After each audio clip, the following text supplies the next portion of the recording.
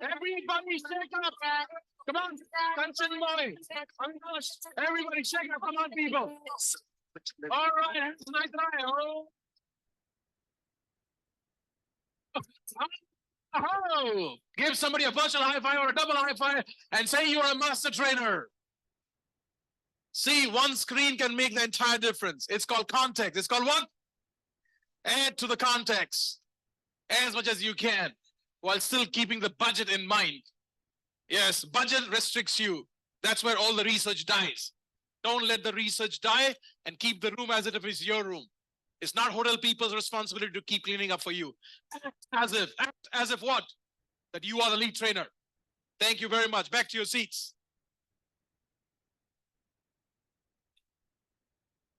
I'm not worried. I'm going to send somebody in the evening. He's going to do a remarkable job. I'm just too nice to people. He knows what to do, how to put people in their place.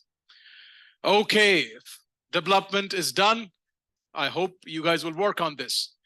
They're neglected, but they are very powerful. The next one is congruency builds credibility. What does it say? This is pretty much similar like be the change you want to see in the world. You cannot be overweight and teaching people how to lose weight. You cannot be a smoker teaching people how to leave addiction. People think, you know what, I can go on stage, speak, and that's it. No. You got to be the living embodiment of your message. Are you clocking those passing marks at least to begin with? You don't have to be perfect. I don't think Tony is perfect. I don't think, Les Brown is perfect. I don't think, Brian Tracy is perfect. But any day you score them, they will score above 70, 75, 80. How many of you understand? And if you score above 33, 35, you are in the business of making money. You don't have to be like 50, 70 to begin with. All you got to do is clock 33% or 30% or 35%, depending on whatever you set as your passing marks. That's it. Which means few hundred hours you clock in as a trainer, you're good to be paid. Anything from 5,000-7,000 to all the way 50,000 per session. We all wear a mask. What do? Everybody in the room, maybe even including me, we live two lives. I would say, you know what? If you can, most of the time, let go of the mask. Money, 500 rupees. I'm the affiliate here, so give it to me. Yes. Phone is the biggest hindrance in your journey to become a speaker because it takes you away from present. It takes you away from what? Presence. And the morning game, Witch and Watch, which the virtual people did not play, which is so sad. And I hope you're coming in April or May or whatever, end of the year, next year, you must. How many of you here, you had an interesting time playing Witch and Watch? Yeah. By the way, it's not my game. You can use it. It's from my mentor. When I went to get certified as a firework instructor, I can certify people, to become firework instructors. So it's from them. And I'm sure they took it from somewhere. Okay. So it's okay. You can use the game. It's a very powerful game. So let go of the mask if you can. And be as much as you can, especially on stage. The more you are yourself, the more powerful your voice will be. And also it will become a flow. Can you imagine if I had to remember 4 days of script to deliver 48 hours of training, what kind of horrible human being I would be? How many of you understand what I'm talking about here? You cannot memorize speeches. You must not. If you do a keynote for half an hour, it's a whole different ball game. Even then, you can bring in some excitement and energy. So I would highly recommend stay away from mesmerizing things. Memorizing thing. Am I right? Memorizing? Yes, mesmerizing. They're very similar to each other. The more you memorize, the less people are mesmerized. The more you don't memorize, the more people are mesmerized.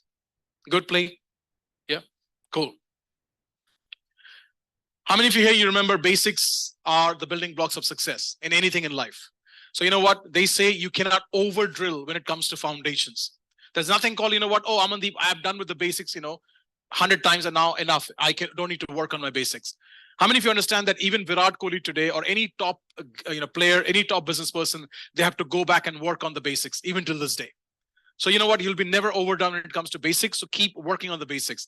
Keep coming up on stage, practicing, keep coming on stage and practicing. Probably if you can't find the space, you can find somewhere else, face the wall and just do your BRQs. Say, welcome to my program and the flow. Am I making sense? The more you practice it, the more powerful, it'll become. The next one you have seen before. What is it? as per the picture says, best way to discover is to experience it.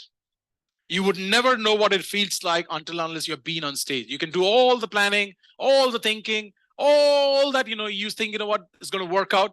But if you don't go up on stage, you would not know. So the only way you can discover something is to experience it. And experience is something you cannot experience without experiencing it.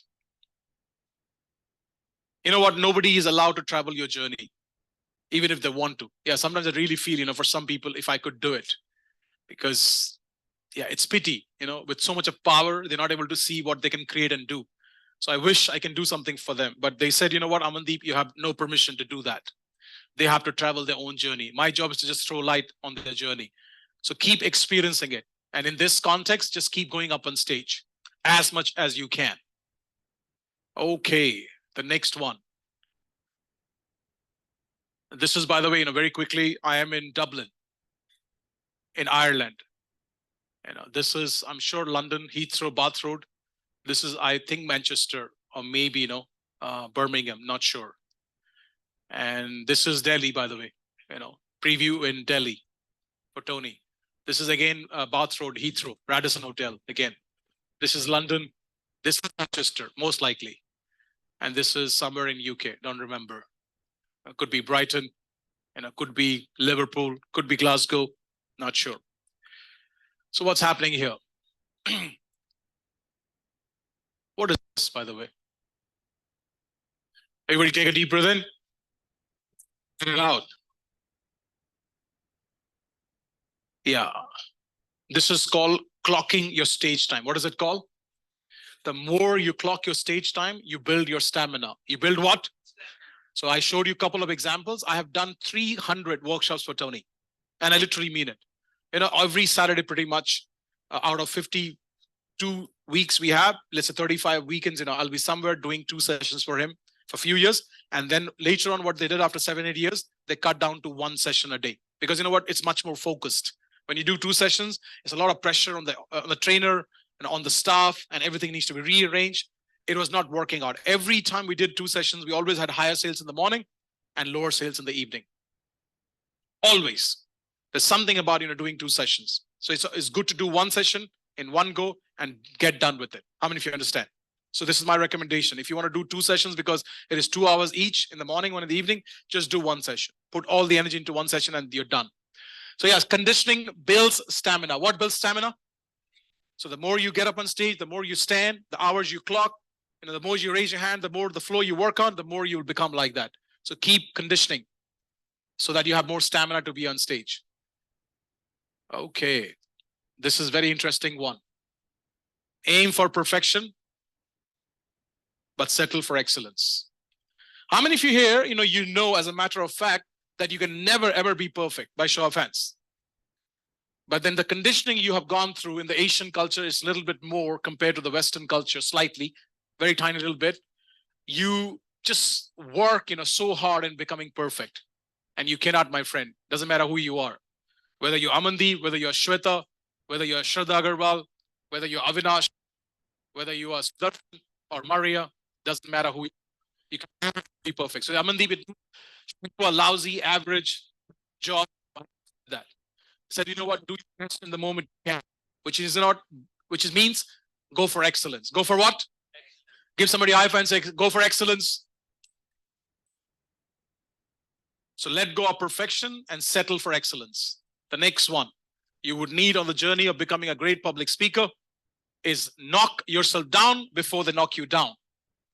You come across so powerful that there is somebody in the room who doesn't like it, even if they don't know this. Subconscious, they don't like that much of energy you have, that much of, happiness you have in your life, that much of fulfillment you feel. Somebody wants to, bring that down because that's what they enjoy doing, It just makes them happy. How many of you understand, when people make other people miserable, they get happy? Yeah. There's a part of us, which is not so great.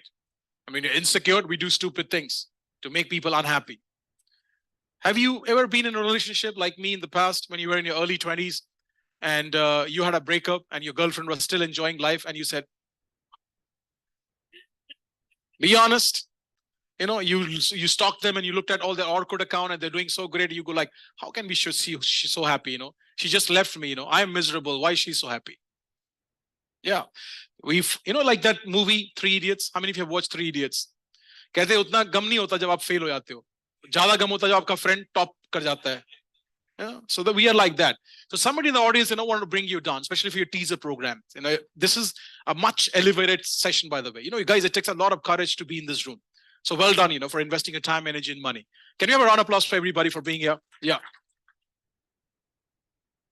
It's not an easy ride, you know, to come here like 9 o'clock, you know, stay till 8, 9, 12 hours most days. It's very, you know, challenging. And yeah, virtual people also, you know, they can't feel and sense the energy, but they're making an effort, you know, to learn from wherever they can, because something is better than nothing. Make sense? Something is better than nothing. So knock yourself down, you know, now and then, because when you do that, you know, it becomes very, very powerful. You know, how many of you here you've seen me do a spelling mistake, you know, intentionally on my slides on a rare occasion? It is done with purpose. You know, on some occasions, the truth is that I cannot pronounce certain words, which is could be confidentiality. If I run it too quick, I will struggle. So I slow down intentionally at certain words. And one of the words could be confidentiality. You know, when we make little errors here and there, which is us as human, you know, somebody would like to help us. But when we make ourselves too super special, somebody's going to knock us down. So our job is to knock ourselves down now and then whenever we can, a tiny little bit. I never said keep making, you know, a lot of spelling mistakes on your slides. I never said just keep making errors and mistakes. I said very now and then, on a very subtle way, just make a little error. Or just let be natural, you know, that error, that little fumble which comes up naturally in your case. How many of you understand? When you become too super special, you become too far away and too distant from the audience. And they think, you know what, you're born this way. Maybe you can do this. I cannot do this. When you have that little element of error coming in as a human who you are, it becomes more believable, much more transferable, much more for them to say, you know what, if he can speak in London in spite of that kind of English, I have much better English than him and I can do a better job. That's why, you know, you want to go. Make sense? Or you know what? कभी कभी कुछ जीतने के लिए कुछ हारना पड़ता है, और हार कर जीतने वाले को क्या कहते हैं? स्पीकर. बिल्कुल. So कभी कभी जीतने के लिए कुछ हारना पड़ता है, और हार कर जीतने वाले को स्पीकर कहते हैं. क्या कहते हैं? So now if you come to London PSM, you won't see this chunk. And that is called, you know what, tweaking as per the audience. Maria, obviously, you know, is a very special case. She has a past soul from India. That's why she's in this program with us. The rest of you, you can connect with this. You can tweak, you know, and bring your own essence and energy. How many of you here, you know, you would say that I'm not breaking any law by tweaking this dialogue of Shah Rukh Khan and putting it in my own style and energy? Yeah, yeah. You know, I went to Ahmedabad a couple of years back. I don't know what happened to me. I, again, used one of the dialogues. You know, I said, ये golf नहीं खेलता मैं, ये बड़े-बड़े limousines में भी नहीं चलता मैं, पर मैं public speaker बनाना जानता हूँ, वो भी A1 quality का. It just came up to me, you know. So you can always use your creativity in something, you know, and bring your own color. Just like that Kala Chashma song written by a police officer in Chandigarh. You know, it was pretty popular in India, but somebody took it. Whatever those boys are, I don't remember their name, you know, in some part of Europe, and they gave it a new color to it, new energy to it, new style to it, and the entire world is now singing Kala Chashma. How many of you understand? So yeah, just take it up, put it your own uniqueness into it, and it becomes very, very powerful. The next one. It's a very powerful one. Are you ready? Some very higher distinctions. Cool. Amateurs practice until they know it. Professionals train until they own it. What does it say?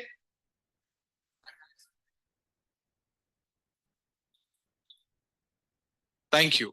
And that is the reason, you know what, I have an obsession in improving things. It's one of my biggest qualities of life. And if you can have this quality in some capacity, I think, you know what, nobody can take you out of the game of public speaking and making more money and living a, you know, having a career or a living out of it. That's what most people do. And probably I was in that category for many years until things started shifting and changing. And when I started hanging out with people like Tony, Les, you know, being with companies like Success Resources, my standard went up. Even for their average standard, my standard as mine is pretty high. Even when I'm doing average of what they do. How many of you understand? So you need to hang out with people with higher standards. And even if you're average, as per them, you're still a pretty decent standard, you know, for the outside world. So amateurs, can you take this away? Yeah, please take this away. Thank you very much. And even that one, you know, can you stop all this flow in the room, which is not required? So yeah, amateurs will practice until they think, you know what, they know it, and boom, they're done. But professional, they'll keep going deep and deep and deep and keep fine-tuning, fine-tuning, fine-tuning, fine-tuning. And that it because, makes them professionals. So I hope you're all planning to become professionals. Am I right or wrong? Cool. And that leads to the next one, which is connected to the previous one. Very quickly, you know what? This is rebirth. Can you see it? Living, loving, leading. And the guy sitting here, his name is Rajiv Nair. What's his name? Rajiv Nair. He is the brother-in-law of the guy who owns the inverter company Luminous. You know Luminous? I met him in Rajesh Agarbal's training in 2003. And this is where I got introduced to the Tony's book. I paid 14,000 rupees to Rajesh Agarbal to do 8 sessions in the evening and 4 sessions in the morning. Obviously, I was chosen to do the MC in Park Hotel in Delhi. And this is where the picture is from. So learning, it's a continuous journey. You never stop. You keep going forward. You keep going forward. Every training pretty much helps in my understanding. So this is what the next distinction is. Train, train, and train. What does it say? It never ends. Some people say, oh God, well, if you want to become great, there is no end to it. There's always a next level to achieve. For me too, and even for Tony maybe, after 40 years of speaking. By the way, for you to become master at something, it will take average 10 years. How many years? It will take 10,000 hours of deep practice or training. How many hours? People say, I have to wait for 10,000 hours before I can clock my payments. No. The moment you clock 100 hours minimum, in a very focused way, you are good to get paid. Average money. If you want massive money coming your way, like, Tony does this $10 million a program minimum, sometimes $20 million, then you need to go deeper and deeper. You have to be passionate about the topic you want to be in. If you're not passionate, your rationals will give up. It's just the way your nature is.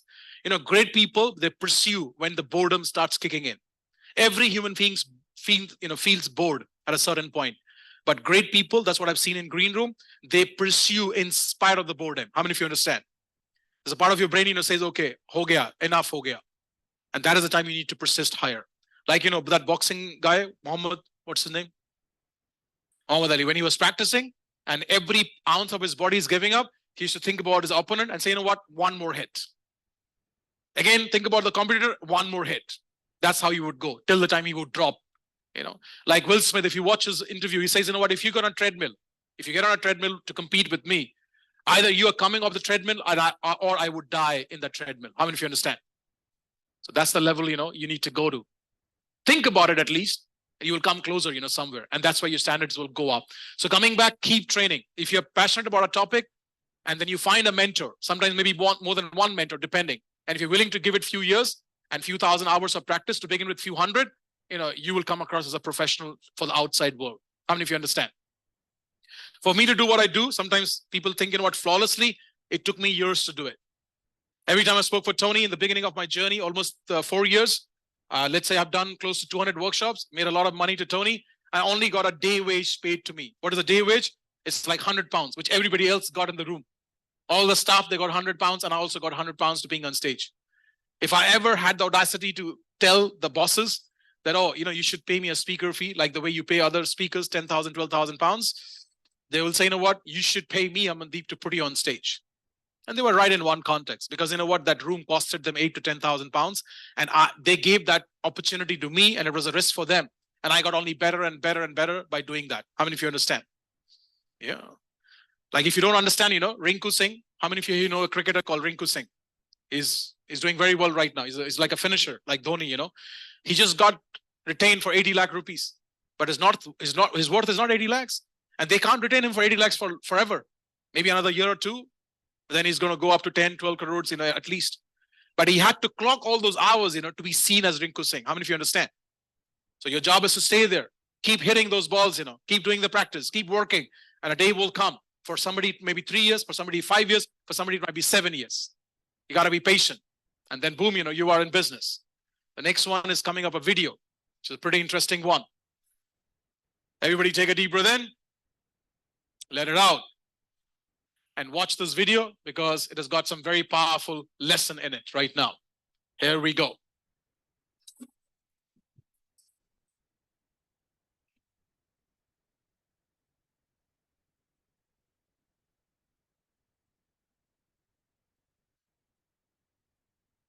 Well, sometimes I go out by myself and I get across the water.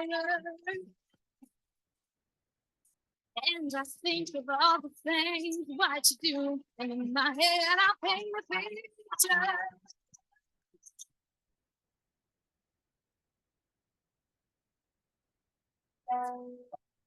You got this really wrong. What do you sing apart from that? Who's Loving You by Michael Jackson. You want to give that a go? Okay.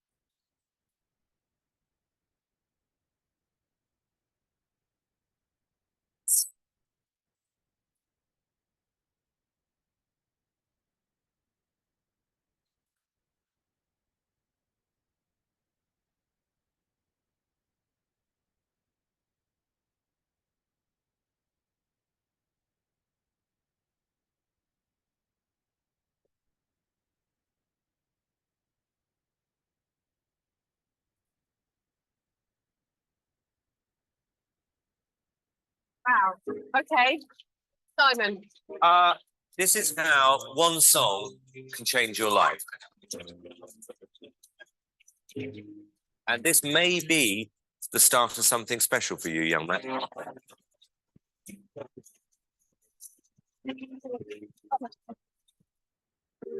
Yes. Shaheen, wow, you have just shown that Wales has got talent.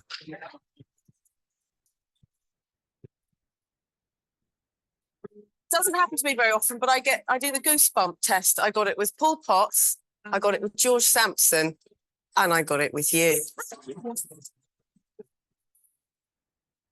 Round of applause, please, for British Got Talent. Very interesting. If you're not willing to take risks,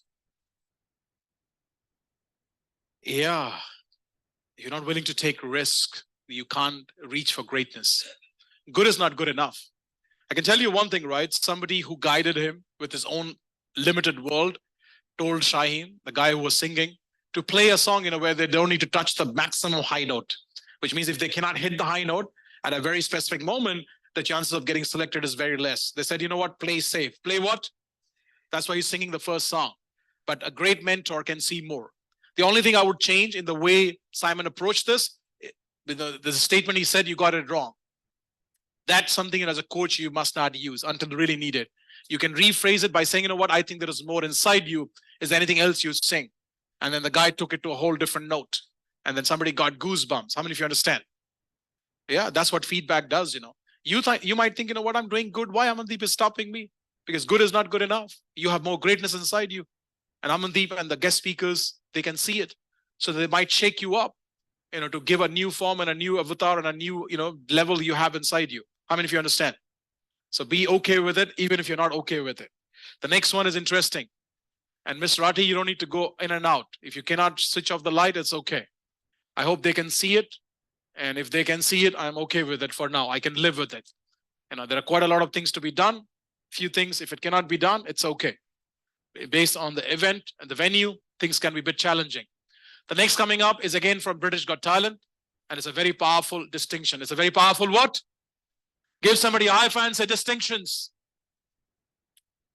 All right, so here you go.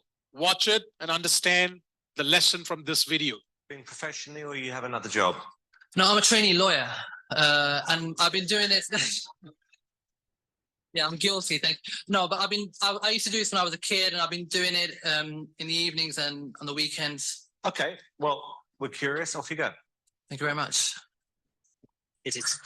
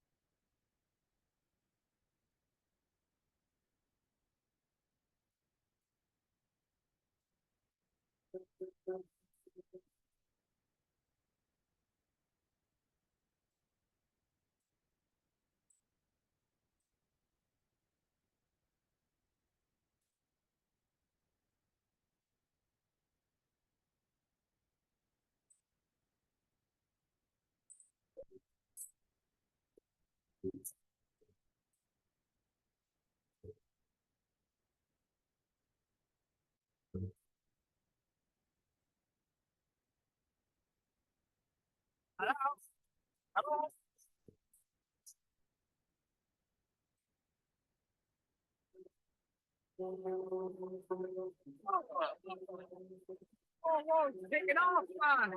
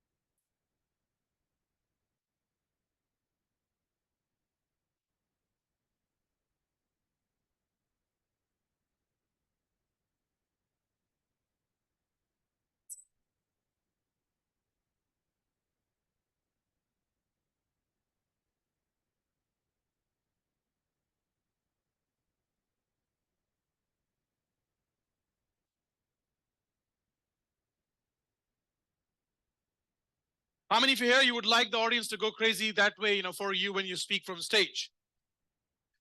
Great. So one context, it is just a Michael Jackson dance. So what is very special about it? That's good. We have seen a lot of other people do Michael Jackson dance. That's great. Then one side, this guy comes in with a broom. Can you guys be a bit more present? Yeah, wherever it is from, fix it. That's why you're here. You do your part, I do my part. Simple as that. So yeah, coming back, it's just a Michael Jackson dance or it's just a Bhangra, thing, but they club it up. And when you do that, when you find a uniqueness and a different way of doing it, it becomes very powerful. This distinction is called contrast builds or creates captivation. Contrast creates captivation. What does it say? Thank you. Yeah, muted. Thank you. So now you need to see how you can club 2, 3, 4 things together, or maybe, I don't know, 1.5 things together and make it special for others to have it from you. It was a Michael Jackson music. So there was a Michael Jackson dance, moon, whatever happening. Then the broom comes in. People are like, oh no, what the hell is happening? Why this guy is here? It was meant to be or was not meant to be. And then, they do a fusion of a Bhangra music along with the Michael Jackson song, and boom, the audience cracks up to a different level. The same, you need to see how you can bring, contrast into your programs, into your speaking, into your webinars. And like Simon said, I don't know if I said this, as he said, one song, I would like to say one speech, one webinar, one presentation in a boardroom meeting can change your entire destiny of life. The question is, would you do it or not? That's your question you need to answer. The next one is very, very powerful. Pretty much all of them are powerful. This is what happens. If you just speak, but if you do it in a way that, you make them feel something, you become unforgettable and memorable for their people to get it from you. So people will forget what you say, but they will remember of how you make them feel. Make sense? You understand? Give somebody a high five and say, make them feel special.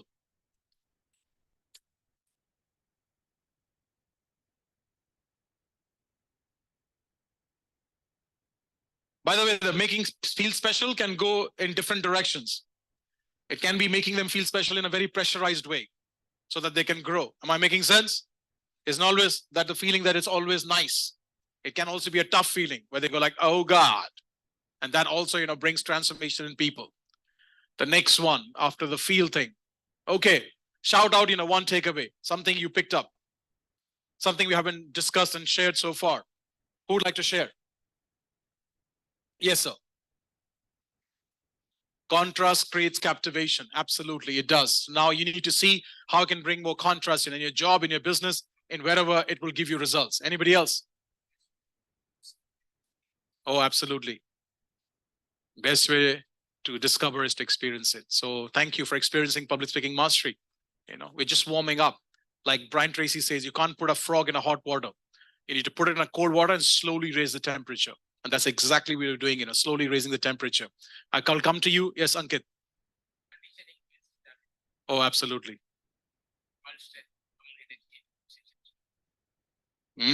Keep building that stamina, inside you of speaking, of adding value and caring for people. Yes, sir.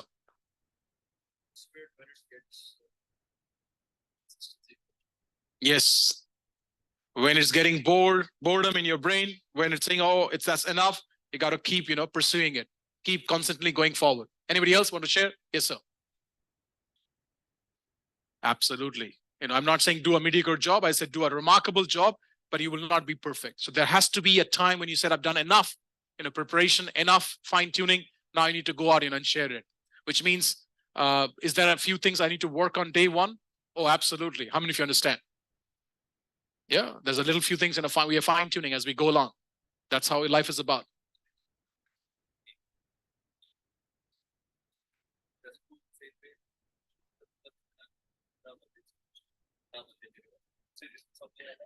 It is the one you're sharing, the Hindi quote, कि खुद को कर बुलंद इतना कि खुदा तुझसे पूछे कि बता तेरी मर्जी या रजा या विश क्या है. It is on the lines of more courage. Yeah. What we shared is slightly different, which most people have, in terms of challenge of being perfect, because we get groomed and conditioned that way. Though we know that we cannot be perfect, but we are, too much stuck up with it. And that's why, we don't want to go up on stage. That's why we don't want to write, a decent book, but because we wait for perfection. I can tell you one thing, the book you will write today, when you will look back at that book 10 years from now, you will have a smile on your face and go like,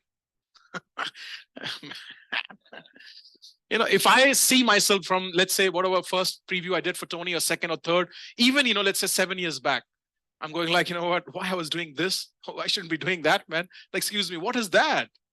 How many of you understand? So yeah, just keep working on yourself. Okay. Anything else anybody wants to share? Yes. Father gets less credit, but they also do a pretty powerful job in development. Okay. So yeah, be okay with constructive feedback. Now, moving forward, the way you're sharing your takeaways, they're coming in third form. How they're coming? Third form, which is, what? They, him, she, you, others, yours are coming up.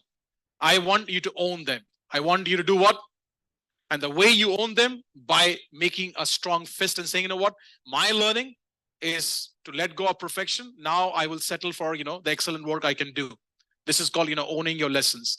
So rather than saying they, them, I would like you to say I, me, and my learnings. Because when you point fingers, 3 fingers are pointing towards.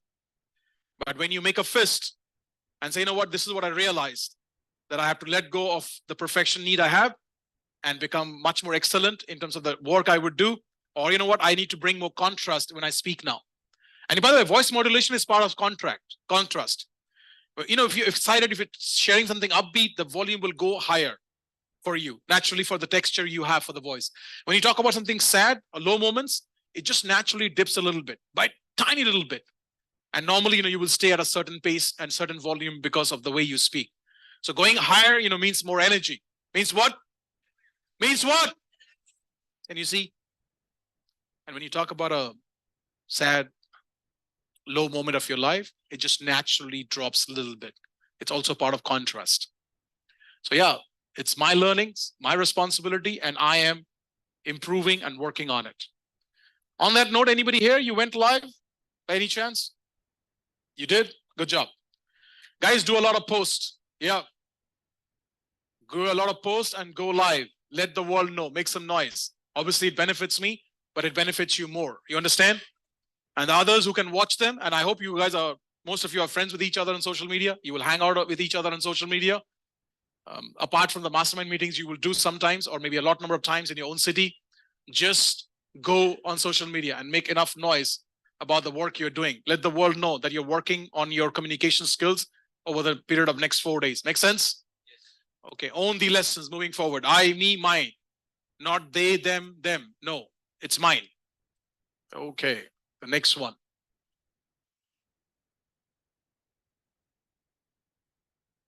We all human beings, we're always in some kind of state. There are two major states we can categorize our state into. One is called our low state, not our best state.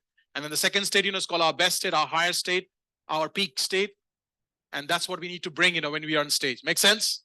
Okay, everybody please stand up. All right, somebody needs to go up on stage right now. And the virtual people, shake the camera up. Send so much of energy that the screen, breaks down and splits into like 20 pieces right now. Okay, it's Ankit again. Oh, my apologies. Dinesh, is it you?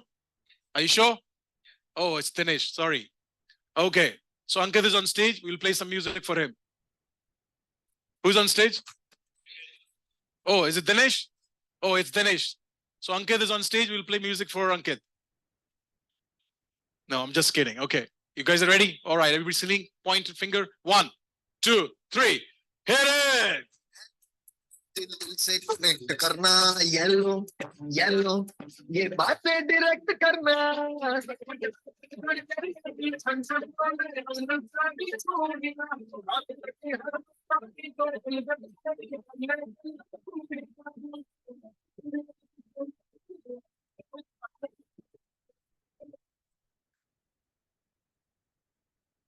Next. Next, yes.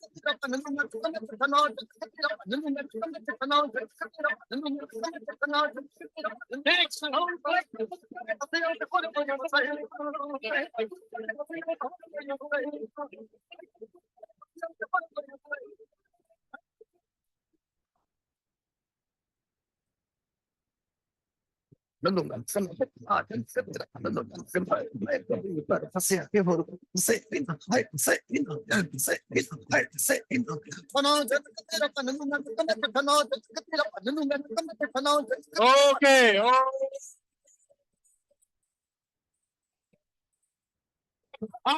Oh. Give somebody a virtual high five or a physical high five and say you are a master trainer. Well done, virtual people. I'm loving it. You guys are giving a lot of energy. And that's called bringing your best state. That's called what? Absolutely. I love it. Ankit, he's prepared. He's with a jacket. And the rest are freezing, going like, why the hell is it so cold? I paid this program to be frozen. Our email says bring a layer, isn't it? Yeah, so bring a layer. Okay, back to your seat. Thank you. You cannot go up on stage on a lousy state. Let's say somebody introduces or in the video or maybe physically. Yeah, by the way, it's good to be introduced by somebody physically rather than, virtually with a camera, whatever that is, okay? So yeah, you know what? And by the way, you need to look back for this to understand. They say, okay, put your hands together for your great trainer, amazing speaker, a great family man, Amandeep Thin. And this is me. Some people are saying, "Bhai, haath dard ho gaya, clap kar karke, ab chal aage badh bhai andar just stage pe." Right? If you come up running, maybe fast-paced walking, doesn't matter, it is a different energy. Smiling, you're buzzing. The moment they see you, they go like, "This lady, this man is going to deliver. I already like him or like her the way she came up on stage. And if you're lousy, you're like, okay, yes, I am here. How many of you here want to have no fear in public speaking? I'm exaggerating it. I'm sure you won't do this, but yeah, you look at some people go like, oh, and you look at some people go like, oh God, I want a piece of this guy or this lady. So bring your best state. How many of you here, you know Tony Robbins? What he's doing, he's dipping into ice water. What is dipping into what? They've done a research. If you dip into ice water, every single cell of your body will regenerate to a different layer. You will feel like absolutely, excited after that minute. That minute is horrible. When you dip, you go like, oh God, what is the hell is this? Why? It's freezing. And then the moment you come up, boom, you're in business. You're in what? He has got a trampoline in his green room behind the stage. He jumps up and down and he does his incantation, gets into his best state. What state? He likes to call it peak state. I like to call it best state. Some trainer likes to call it high state. They're very similar thing or very same thing. And boom, he's in business. That's why when he's running to the stage, people go like, you know what? Just looking at Tony when he comes up on stage, my life transformed. Because he's got so much of energy he's giving, even without speaking a single word, he has made a point of his nonverbal communication spread across the entire room. Make sense? So yeah, when you are now coming to the stage, run or be higher speed. But just be watchful, okay? Wire, tape, everything, be watchful. And please, tomorrow, get rid of all your bags. Leave them at home and hotel. Just come with your workbook and one small little things you need. You're anyways too heavy. Most of you are carrying too much luggage. Emotionally, psychologically, at different layers. And that's why your voice is stuck under all the weight you're carrying. Yeah, you can carry laptops on final day. Yeah. And for diamond people, they need it. Gold people, you don't need the laptops anyways. Because the showcasing is only for the diamond members.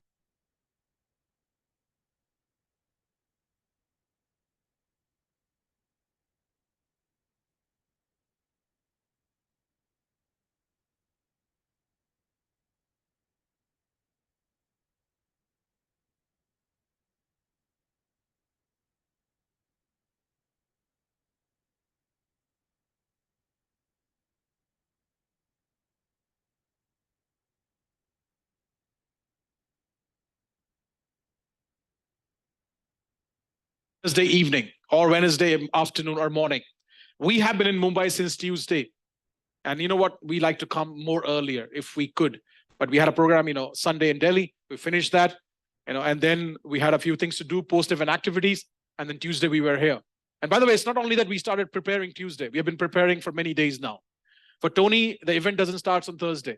He's preparing his stamina, his body, his level from, Monday onwards, minimum, probably a bit earlier than that. So that's coming back, you need to be fully rested, mentally, physically, emotionally, spiritually, before you meet your audience, which means anything from few hours to few days, depending on the level of the program you're doing. And that's why, you know what? We don't recommend you drink alcohol before you're about to train people. This is my recommendation. Some people, you can function. Well, God bless you. I hope you realize that alcohol kills your brain cells. So we don't recommend as a trainer, coach, speaker. You'll be surprised, Tony, the way he eats, the way he put things in his body. Oh God, is at a whole different level of commitment. You must be rested, good solid 6-7 hours of sleep. Otherwise you're lousy, or it is not the best energy they can have from you. You did a remarkable job, but if you have slept for minimum 6-7 hours, you would have done a, phenomenally remarkable job. How many of you understand? So yeah, resting is very important part of your training as well. Groomed, which means, you don't need to look like Shah Rukh Khan. You are you. If you shave normally, clean shaven. Your hairs, they don't need to be coming on your, face all the time. Something, in terms of how your appearance is, your dress, needs to be all fresh. They don't need to be Armani. They could be local rayon mail somewhere, for 10,000 or 8,000 rupees, but they need to be fresh. You can't have those socks, when you open your shoes and half the people are unconscious around you. Yeah, we had, occasions like that. Where you ask, a staff member to get up on the chair to put the flip chart, and they opened their shoes and 3 staff members just, they vanished. Yeah. And I know single person's life, men, I understand, but still you need to have clean pair of socks. All that is part of your speaking, by the way. So rested, groomed, and smiling. And what? So can you all do me a favor? Because see, I have a pressure to deliver value, to make sure that you guys have a great time for 4 days. You're eating, you're having good fun, so please smile. Yeah. Muskaraiye janab, ab Amandeep ki class mein hai. And the more you get reminded, keep smiling. Okay. These are all part of your, by the way, state. Am I making sense? If you wear dirty clothes, it just makes you feel a bit irritated. खुजली होती है क्या किसी को? एक कपड़े जो 10 बार पहनते हो? कुछ लोग होते हैं, कुछ कपड़े पहनते ही रहते हैं. By the way, Mark Zuckerberg, looks the same appearance, but he doesn't have the same T-shirt which he wears. He's got 10 of those. Am I making sense? And it's a good decision, by the way. If you just wear 2-3 dresses, you're done. You don't need to put all the energy in deciding which ladies. God bless you. But it's okay. You can probably function. You have a different way of brain. Men, if you give us like too many choices, we are lost. We just need 3 choices. That's it, maximum. Okay, cool. In every game, in every what game, there is something called, a stance we take. If we play rugby, they play the ball in the center and everybody hurdles up in a different way. In football, it is in a different way. Even in cricket, there is something called stance. Even if you look at a bowler, he does his steps, measures his distance, puts that white thing, as a remark for him to be reminded, and then he runs. That's his way of taking stance. If a cricketer comes in, they ask for the guard, whatever the left, the middle guard. And once they're ready, then, they are ready to play. Until they're not ready, they would not, go for the game. So the same happens, in public speaking as well. In a virtual space, people who are listening and learning, it is slightly different, but very much similar. In a virtual space, I hope this is going to help you guys as well, because you cannot lock eye contacts the way I'm locking eye contacts with you guys. Your responsibility is to look into the camera. When you look into the camera and speak, it feels like, the speaker is looking at me and they feel much more connected to you. The screen at where you can look and feel those human beings for your need will be slightly away from the camera. But when you look into the camera and speak the way I'm speaking right now, it becomes much more effective. How many of you here, while you're listening to me and I'm looking at the camera, and I believe this is the camera they are covering me for, you feel, Amandeep is now looking at us directly. Yeah, you are here. I'm not looking at you guys, but I'm sure most people are raising hand. Yes, you are. Can you raise your hand one more time? See, now I'm fulfilling my need. But when I look into the camera, I fulfill your need. Okay? I had to learn all this, by the way. I was always a physical event guy. I never did any virtual programs. And then pandemic came and I was in minus, not even in zero. And then I had to learn, how to speak into the camera. And over a period of few months, I did well. Because I had so much of experience behind me, I didn't have that confidence issue. I had the issues with how to make it work in a virtual space, or what I have physically, how do I churn most of that energy and put it into a virtual space? How many of you understand? Cool. Can you shake your body up, everybody? Shake it up. All right, good. And keep your neighbors awake. If they doze off, let me know. I'm going to give you 1,000 rupees as affiliate commission. Make sense? Awesome. Cool. Look at this man, Do you do exercise and walk or yoga? Yes. That's why, see, he's happy. He doesn't feel much cold. If your body is feeling too much cold, then there's a problem maybe, you need to work on in your body. That doesn't mean, I will just keep lowering the temperature and, make you, what do you say? Be in a problem or pain. No. This is done for a reason, for me to be in that space. So taking stance, on stage is that be aware of stairs. We have brought them intentionally. Last time, not in this event, one day event, we had a lady, with sari. And with sari people, their mobility to a certain height can be a challenge. So we saw that. So that's why, we brought this small steps. I know quite a lot of you can go jump straight up. Okay. This is not a higher stage. So when you're coming up on stage, be aware of the stairs, breathe in and breathe out and become present. Can you imagine the worst scenario? You are the lead trainer and you're coming up on stage and you go like boom, as if you're doing a fielding. You understand? Fielding? You went like boom. I don't think it's a great start. Even if you want, you cannot shake that off from your mind, and it will play on you. So be aware of the stairs. I had a little moment. Did you see? Very tiny little moment. Yeah. So be aware and come up and then take your center position. What position? This is called the power position overall. Okay. It is equidistance from both ends of your stage. And you are just maybe 1 or 2, 3 inches, depending. You can be here, you can be here, you can be here, but not too far away. Because when you're too far away, the confidence subconsciously drops. And if you're sharing something very powerful, and if you step backwards without being aware of it, it becomes pretty much a lie. So in this next, 4 days, I'll give you all the power for you to become like me, and you will become very strong and very powerful as a communicator. You guys understand? There's a little bit of, trust level goes down when you're stepping back. It is not that you want to do it, but it is happening, because maybe, what, it's a lack of confidence. That nervousness is coming up. Make sense? So yeah, stay there firm for a good solid, I would say, few minutes. Look at the audience and lock eye contact. One here, one there, and one there. That's it. Or maybe one more. And the first word comes out of your mouth is not so. Avinash, you had that. So.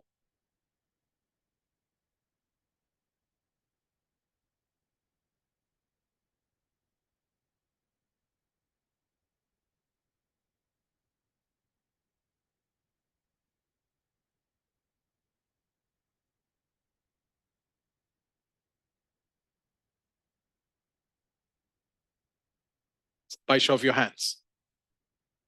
And then you say, thank you, acknowledge the participation they're giving you. Welcome to my program, blah, blah, blah.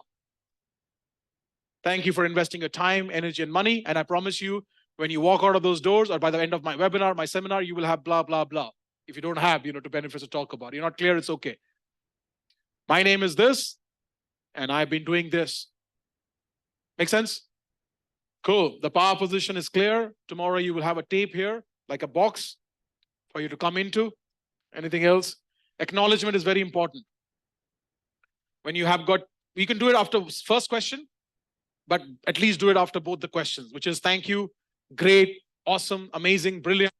And then somebody gave us this in London. Yeah, last month, Aaron was with us, and he kept saying fantastic, which sounded very beautiful.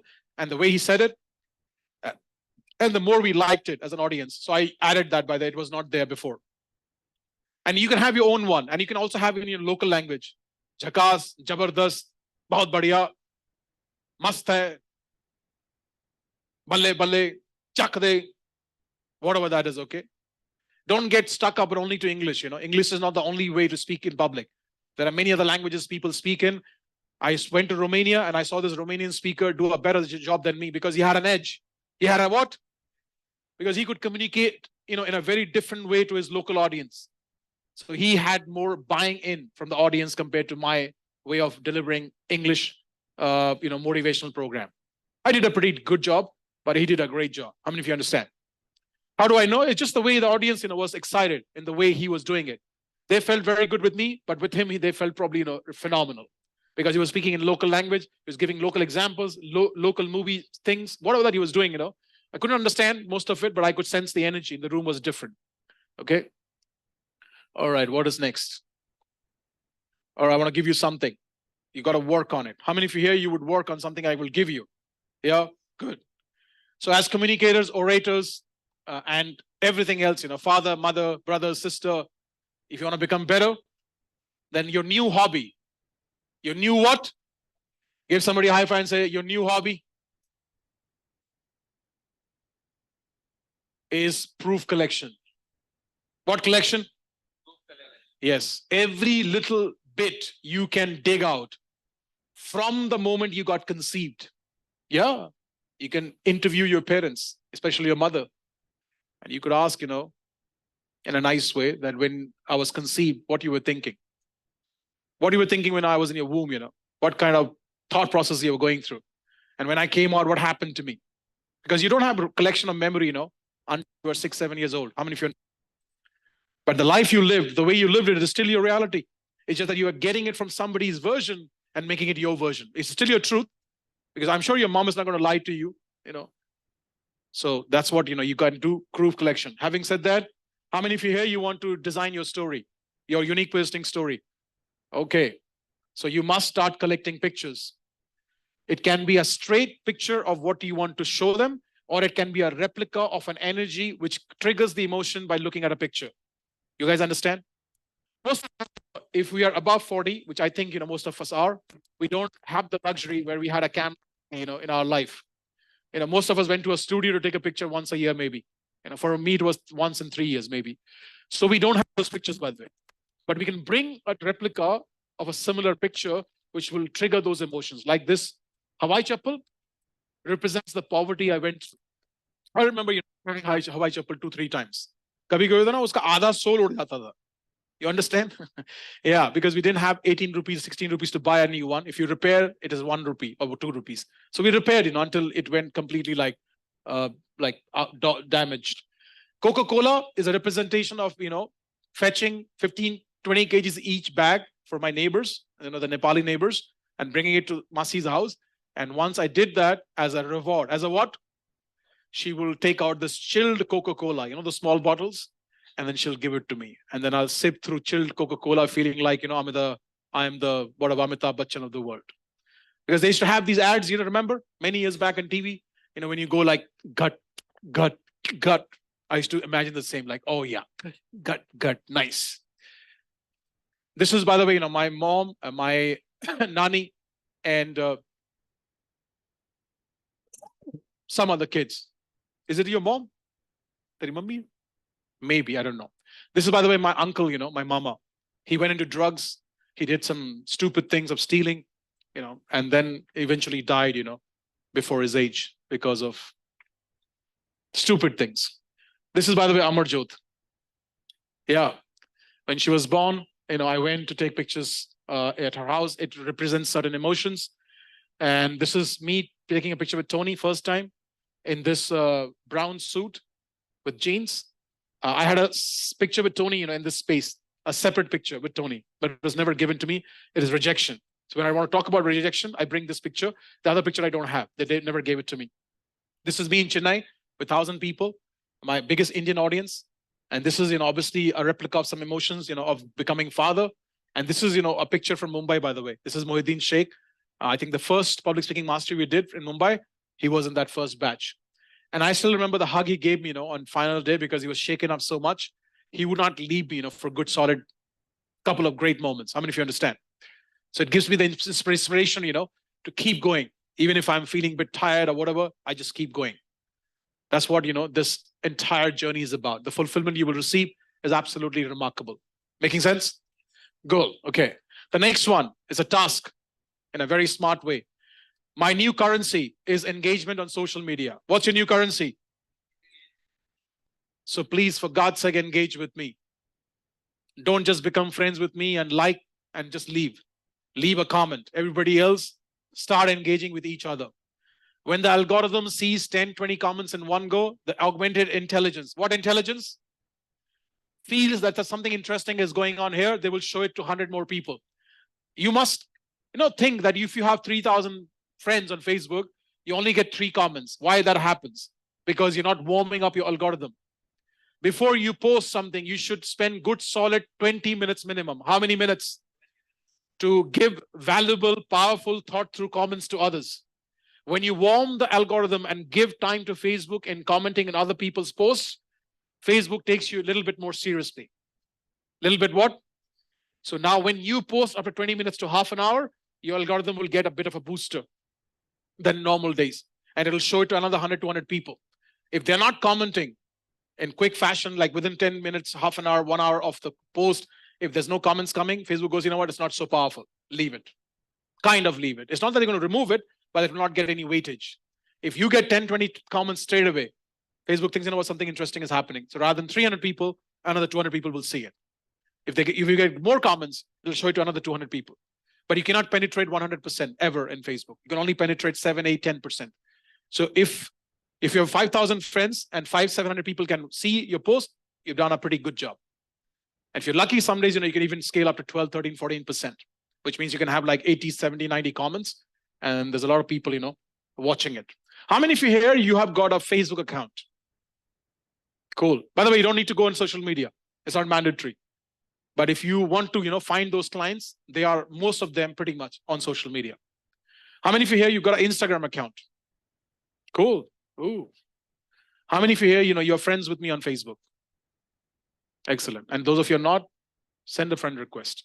I can't accept right now because I'm 5,000, but I have a friend finder app, where I'll use in a few days' time after I settle down, and I will unfriend a lot of people. So if you want to stay friends with me on social media, make sure you're commenting. Not every day, but once in a week, because my software will pick up that this. I will plug it in every day, 50 people I can unfriend. It's automated, okay? Next one. Your new mission is getting results to people who can benefit from your services, from your experiences, from your story, and from your expertise. Making sense? So yeah, take picture or write this down.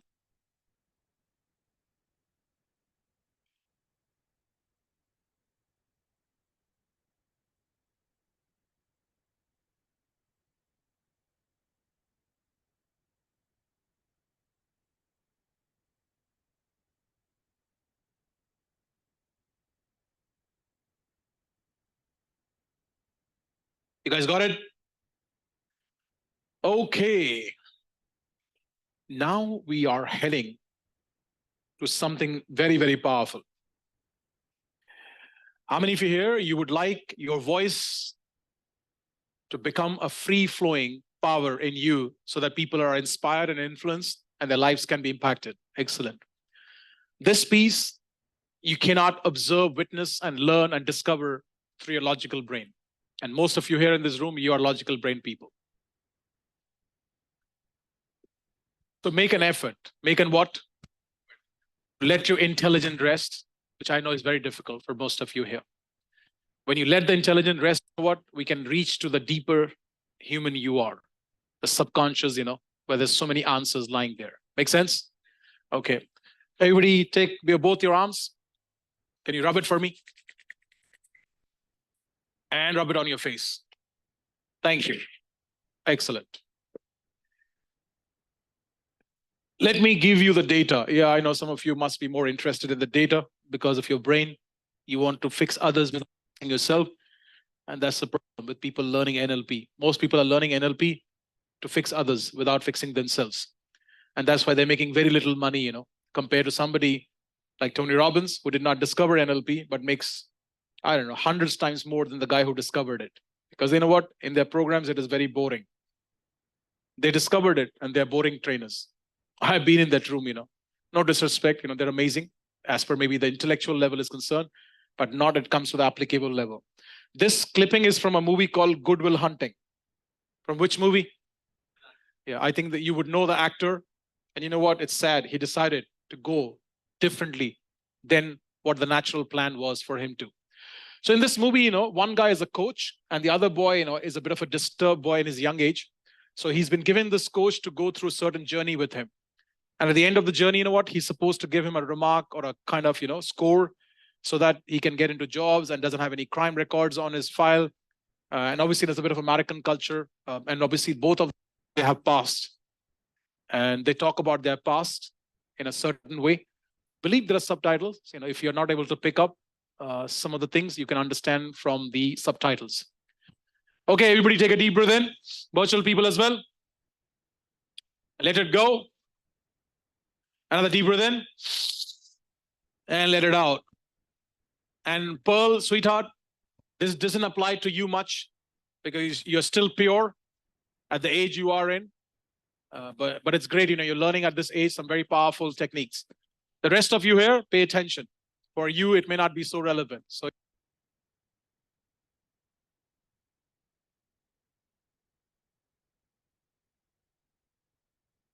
there's no notes to be written here. So shut your notepad and everything. And let your intelligence rest. Sab kuch suchalit sughatit ho raha hai. Everything is happening in the moment for the moment. Nothing is getting missed out.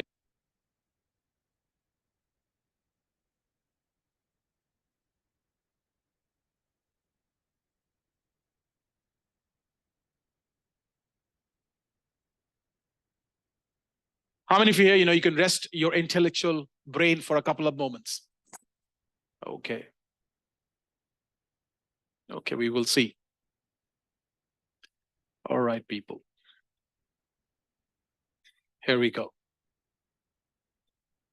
What is that? It's your file. Send it back to the judge for evaluation. Oh.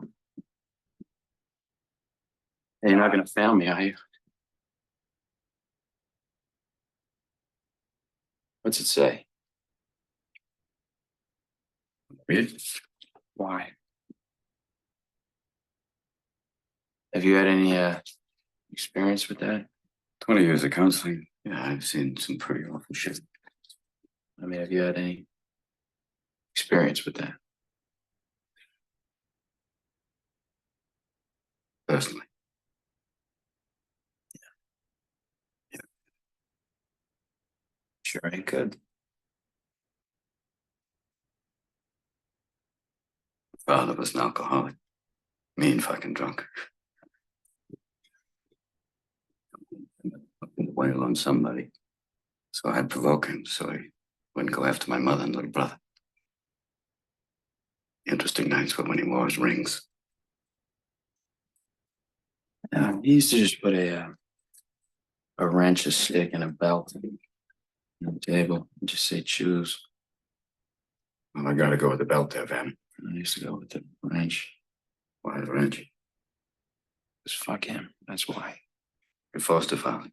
Yeah. So, what is it like? Will has an attachment disorder? Is it all that stuff? Fear of abandonment? Is that why I broke up with Skylar? I didn't know you had. Yeah, I did. You want to talk about it? No.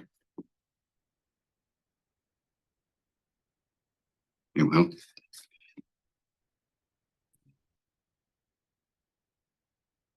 You see this?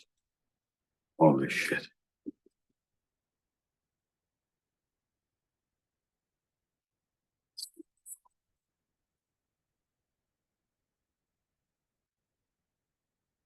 Look at me, son. It's not your fault. It's not your fault. I know. No, it's not your fault. It's not your fault. Right? It's not your fault. It's not your fault.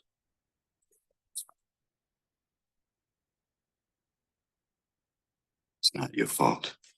Don't fuck with me, all right? Don't fuck with me, Sean. Not you. It's not your fault.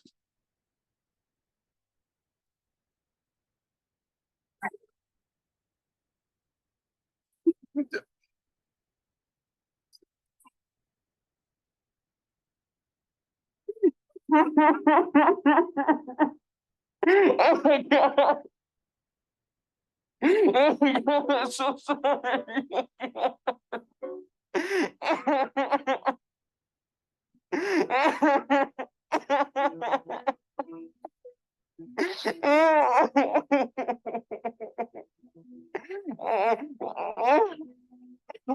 Fuck that, okay?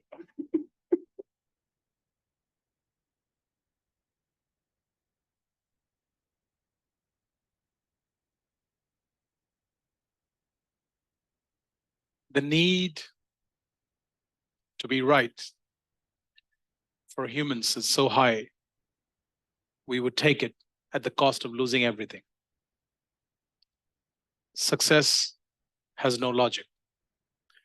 And for most people, we have done a PhD in self-sabotaging.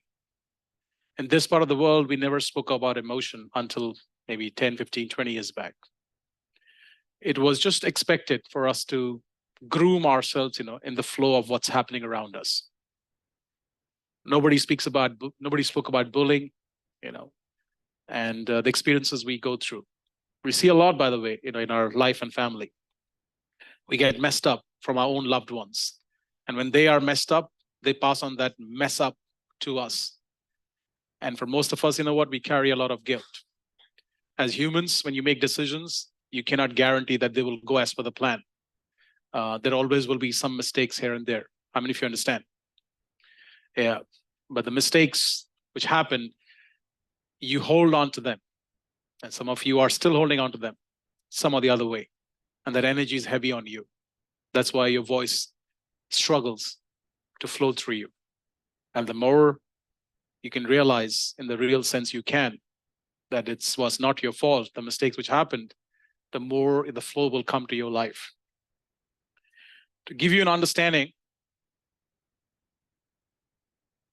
in year 2000, I decided to relocate from my village, which is in northern part of India, in a state called Punjab. A village name, is, by the way, is Bishangarh, which is 45 kilometers away from Ludhiana. I moved to Delhi for my further education. And my parents, they kept me very aloof from the village culture. So I hardly had any friends in the village. I had only one friend. Or I can say, another person or who was kind of friend, but not really a friend, I would say. So let's say I had two friends, in the entire village. So when I moved to Delhi, every weekend I will go back to village because I missed my home so much. So the first 6-7 weekends, I would go back to my village. And then from going on weekends, it became alternate weekends. Then it became once a month. And then, we get used to the city life. Every time, I would go back to the village, obviously I'll meet this friend and we'll hang out, discussing, talking about life. And my friend, they are 4 siblings, including him. So they have 2 brothers, 2 sisters. And one of his brother-in-law, who is from Punjab, from a place called Moga, nearby Moga. He was very enthusiastic, and aspiring to make to a foreign country. How many of you understand, a lot of Punjabi people from Punjab, they would like to go, they prefer to go to a country called America, Australia, UK. And it's a big culture, we know about it. And maybe, 30% of Punjab or 25% of Punjab, is in Canada, America, and UK, including me, I'm one of those. So, he would very softly mention to me, that you live in Delhi. There are a lot of, these influential agents there who help people, to go to a foreign country.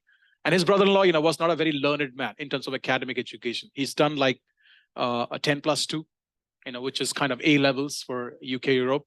And it's not a very higher education, by which you can make it to a foreign land. How many of you understand? And if you're a doctor, lawyer, chartered accountant, for you to make it, it's pretty, not easy, but, possible than somebody who's not so educated, but wants to go, to a foreign country. So a few years passed by, I got settled in Delhi. I started working in a call center, couldn't get a job in IT. And most weekends, I used to go to a place called Saket. There's a PVR, we have, still it is there. And this PVR, cinema place, was one of the first PVRs to be opened up in Delhi. So weekend, used to be a time to kind of refresh and rest, and find our energy to go back to a call center job, which was very intense.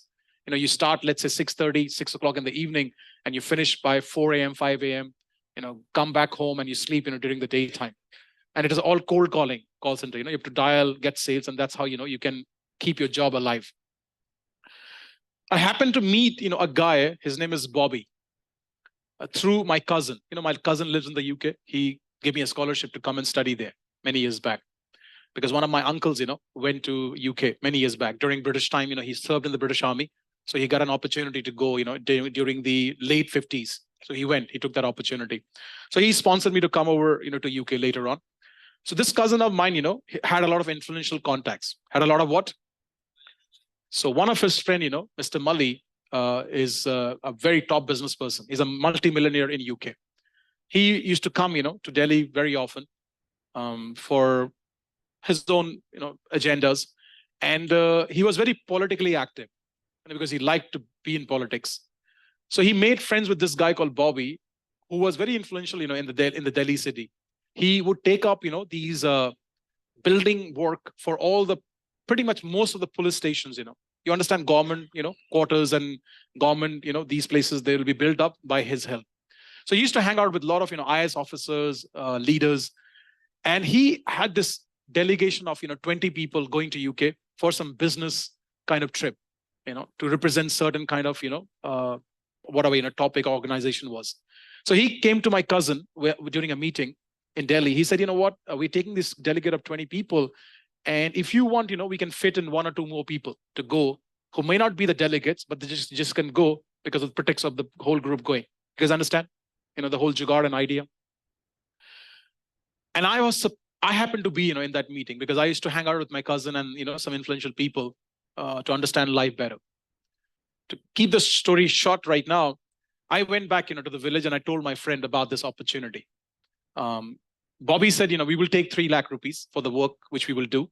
And you can add your own commission on top, which I think should be nominal 2 lakh rupees, because in Punjab, most people at that time used to charge 5-6 lakh rupees if you want to go to UK. I'm talking about, year 2000 when I was in Delhi. 2001. I've been in Delhi for a while now. So my friend said, thinks, what, it's a great idea. He goes, probably speaks to his, brother-in-law. and his brother-in-law and his elder brother, they decided to do this. So I tell Bobby, you know what, that I have one of the contacts who's interested. He said, okay, give me the money and it'll be done, in a few days' time. So I tell my friend, and you know what, they're so excited about it. They just pop up, next day. It's a weekend. I'm about to go to Saket to watch a movie with my friend Ankit, and we have, a few plans lined up. And they land in, at the main bus terminal in North Delhi, in the bus from Punjab. And they say, no, we are here, we are with the money.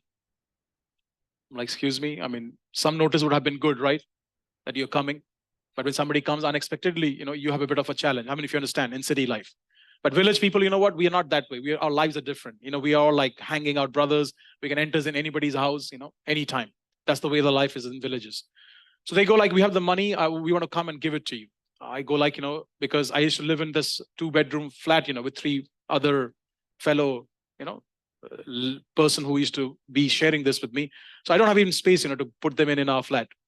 So I go to this bus terminal, pick up the cash, and next day I give it to Bobby. I remember it was Khan Market. I was sitting in his car and I handed over the cash to him. And he said, you know what? It's all great. It'll be all done, So he says, okay, just give me a few days. So a few days passes by. I follow up. He says, just give me a few more days. I give him a few more days. I follow up again. And almost a month is gone. And by now, my friend has started calling me, that what is happening. It's been more than a month. So, they said it'll take a few days. So I call up Bobby, and he always has this pretext, that, oh, if you don't want this work to be done, you can take the money back. You guys understand so far? Yeah. I'm sure you understand where this is going, Few months passes by and nothing works out. After 4 months, my friend and his brother-in-law says, you know what, if it's okay, can't make it happen, then we can get the funds back. So I tell him the same, I said, Bobby, they want the funds back. It's okay, no hard feelings. You can't do it. That's okay. And then he says, yeah, I'm giving the money back, no problem. Then I call him after a week. He says, yeah, no problem. Next week, and then next week, then next week, next month. Doing this, almost a year passes by. And now it is no more his problem. It has become my problem. How many of you understand? Yeah. So, his brother-in-law, my friend's brother-in-law, starts knocking up the door of my parents, in the village. First, he came, with 1 or 2 people. Then he started bringing 5, 7 people. And then he started bringing, 10, 15 people along with the head of his village, Sarpanch. You understand Sarpanch? So they came, to pressurize my family to get the money, because they think, what, we have something to do with the money. And as they give it to us, we are responsible to give it back to him. I'm sure you understand the money never came back. And after calling Bobby on so many occasions, going to his house in East Delhi, doing everything I could in my power to get the money back, and never got it back. And I couldn't do anything to Bobby, by the way. But I was so angry, I was so devastated as a person that if Bobby came in front of me, because he just kept his communication over phone. And when I went to his home, he had a wife, he had 2 little kids. So, you don't do anything in your decency. You can leave your, senses and you can do stupid things, but that never occurred to me. But I think, I was so angry at him. If he came in front of me, there's a chances, that if you gave me a gun in that moment, and if I felt that same emotions, the way I felt at certain occasions when people were following up, chasing up that money, which I paid, by the way. I paid that money, slowly, gradually in small chunks, 10,000, 15,000, 20,000. I paid the entire 3 lakhs, over a period of 2 years. I didn't have money, so I had to slowly pay it off. But I had so much of rage inside me that even without a gun, I could have killed Bobby. But just my bare hands, I could have, frozen him to death by holding, his neck in my arms. How many of you understand? That's the level of rage, I had. And interestingly, what? When I was doing Tony's program, something else happened. Tony takes you through the process, which says oneness type of state. It's about feeling gratitude about your life, the life's blessings you have. So when Tony asked, us to go about the blessings about our life, I couldn't see blessings. Actually, the opposite happens. I started seeing a lot of things, which didn't work out for me. From being a mixed child, being discriminated, from being bullied, and people, doing so many things to me. It's very interesting. I never took off my shirt in public for good 25 plus years of my life. I was fat, and that's why I got men boobs. You understand? So there are people, who would do things to you. You understand? So yeah, it was never okay for me, to take off my shirt for almost 25 years of my life. So I would shy away, and even, I had a bit of a hunch. Maybe I still have a little bit of it, very tiny little bit. That was my mechanism to protect me. How many of you understand? When you hunch up, people cannot make out. So yeah, men go through a lot of problems in their life. So when I started, going backwards, sir, it's okay, Vinay, you can go back for now. You're doing a remarkable job. God bless you. I went into an incident of my life, which shook me up, that it was still inside me for many years. After I have gone through it, elements of it was living in me. When in 2000, I relocated, from my village to Delhi for my further education, I didn't have a place to live in Delhi because I did not have any relatives. So I lived at one of my best friends' auntie's house out in the outskirts of Shadra. If you understand, Shadra is part of East Delhi. So I used to do a 20 to 25 minutes walk, from their house to go to a main bus depot of Shadra, take a bus and go to Medical. Medical flyover was not ready that time. They were still making it, if you understand. And from Medical, I would take a bus to go to Shivalik Road in Malviya Nagar, and that's where my institute was, BIPNET. I did a e-commerce, a one-year program, because doing e-commerce in 2000 was a sure shot ticket to US or UK. That was the reason, I was doing e-commerce that time. So every weekend I will go home because, I was very scared in this city because most people would speak powerful English. They were dressed up differently. I had very simple, shabby clothes as per my village standards, and I was not feeling comfortable being in the village. 2000. Put it upside down, please. That's what happens, A remarkable moment is coming up, and then the phone rings. And that call, by the way, confirms, it was from universe and God, that what I'm sharing is the real truth of my life. So every weekend I would go home, and I was feeling, the pain and struggle of life. I would take a train Friday, late afternoon, reach home pretty late, and early morning, 4 o'clock, I will leave on Monday to reach, my institute by 10 a.m. from my village all the way to Delhi. Doing this for a few weekends, I felt so tired and so lost in my life that one weekend, I was in my village. During dawn time in the villages, we normally eat. We don't wait till like 9, 10 p.m. By 6:30, ish, 7-ish, the dinner is done. So we had this, organic bed. We call it manja. You understand manji? So, my dad was sitting there and I was sitting on this side and the food, was served. And I was so upset with my life that I looked at my dad, and I said him in my language. I said, you know what? You're a bloody loser. The kind of life you've given us, it has got no meaning. We're struggling for food. We're struggling for a nice place to live in. This entire idea of going, into Delhi with these, general seats, tickets in the train, it doesn't make any sense to me. I think, what? You could have done better, for giving us a better quality of life. And the moment, I started going at him with my frustration, I realized, what? His entire face changed. And he could have reverted back to me, in that moment, because he's a man, I'm a man too. How many of you understand?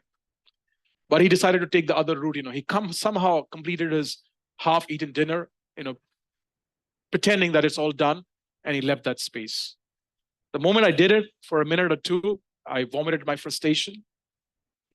I could understand, that was not the right thing to do, but it was already done. The damage is done. I kept thinking about it, for the entire night, pretty much. I could hardly sleep on that night. I went to Delhi. I kept thinking about it for many days. These moments will keep occurring to me, and I will regret, doing it to my father. And then even now and then, every week or so, I will feel it.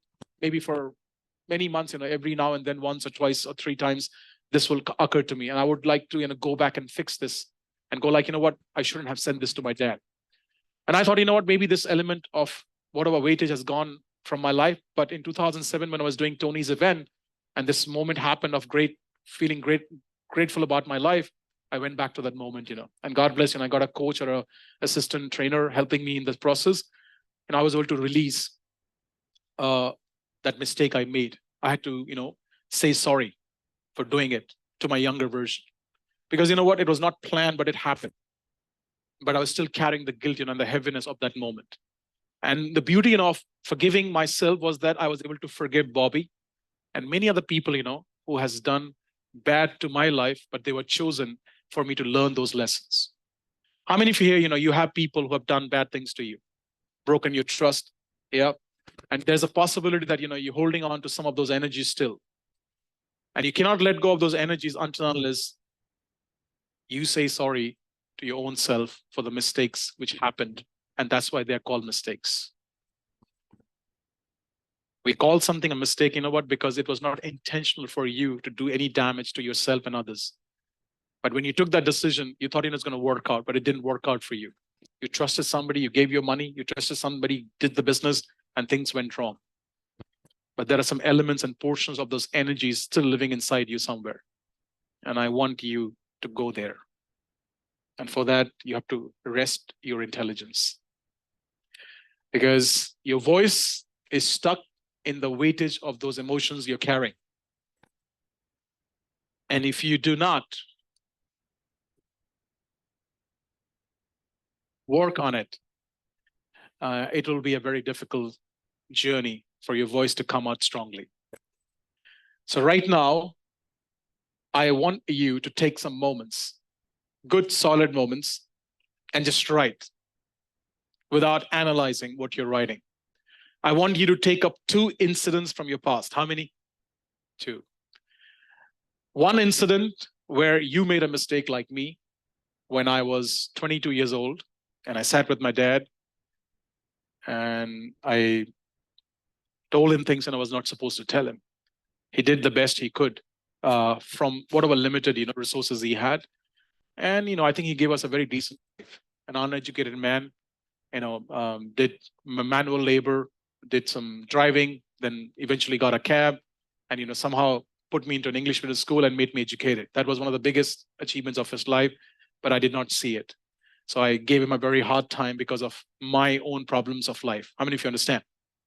So I had to forgive myself for what happened because it was not in my control. So you will write a letter to your own self, by the way, okay? With that incident which happened in your life, maybe when you're 16, 18, 20, 21, 25, I don't know, 15, or maybe 30, and you got to forgive yourself, okay?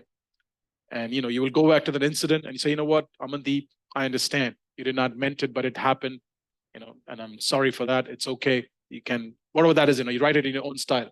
Once you have done that for one incident of your personal mistake, where it becomes more powerful, you will go into the second incident where there is one person you still find it difficult, or at least some energy still there, where you think, you know what, oh God, they shouldn't have done this to me. What they did was a very horrible act of breaking your trust. It put you in massive trouble, massive pain. So in this case, it was Bobby for me. So you will write a letter to Bobby and ask for forgiveness from both sides. First, you forgive them, which you can do by forgiving yourself in the first letter. And then you know what? They will forgive you in the process as well, because they were sent for you to build up certain characters. How many of you understand? The tough time they gave you is helping you for who you are today. You guys are clear? And if you don't understand, just keep writing, that I don't understand. This is the person I want to write about, but I don't know what to write to them.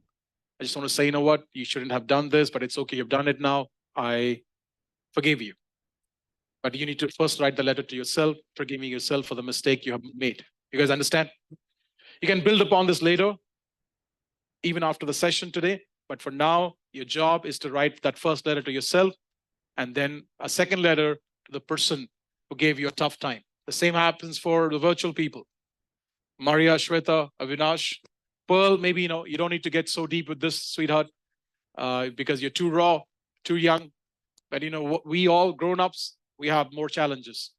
So for your voice to come out, it's not going to be too difficult. For the rest of them, they're too heavy with themselves. And most of them, they have done something called PhD in self-sabotaging. I had a PhD degree in self-sabotaging. I gave it up almost 10 years back. I don't want that degree anymore. It didn't do any good to my life. It was a disservice. Everybody take a deep breath in. Let it out. And write that letter now.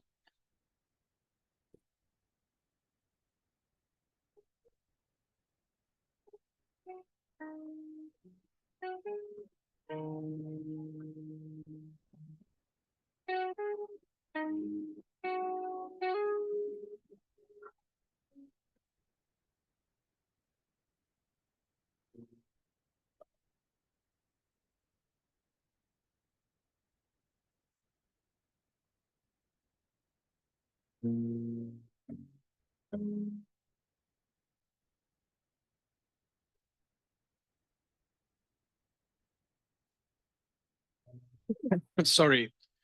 If any emotion comes up along with the memory, it's okay.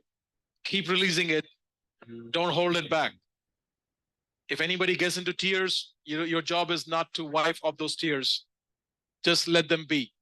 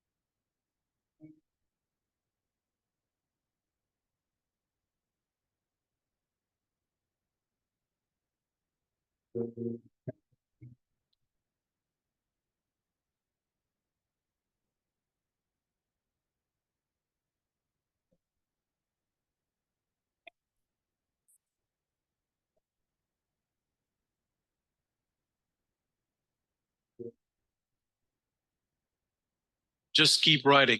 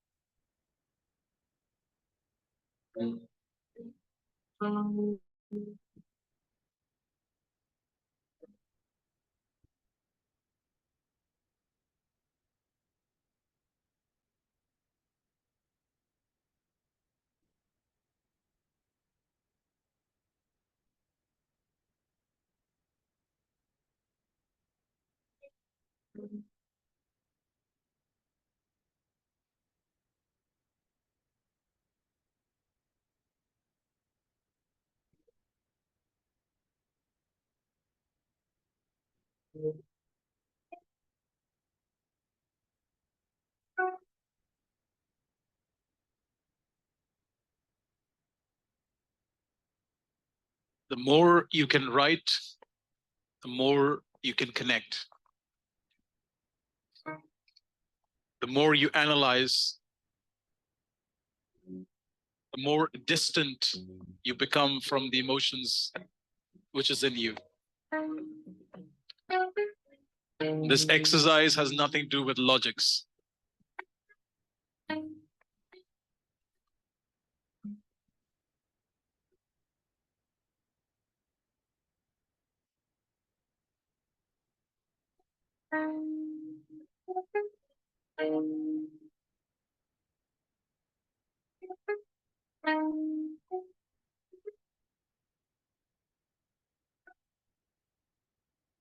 You have lived those moments. And you can see it better than anybody else. So just go into the moment, narrate which happened, which shouldn't have happened. The things you said or did, you did not mean it, but it just happened. So ask for forgiveness for your own self.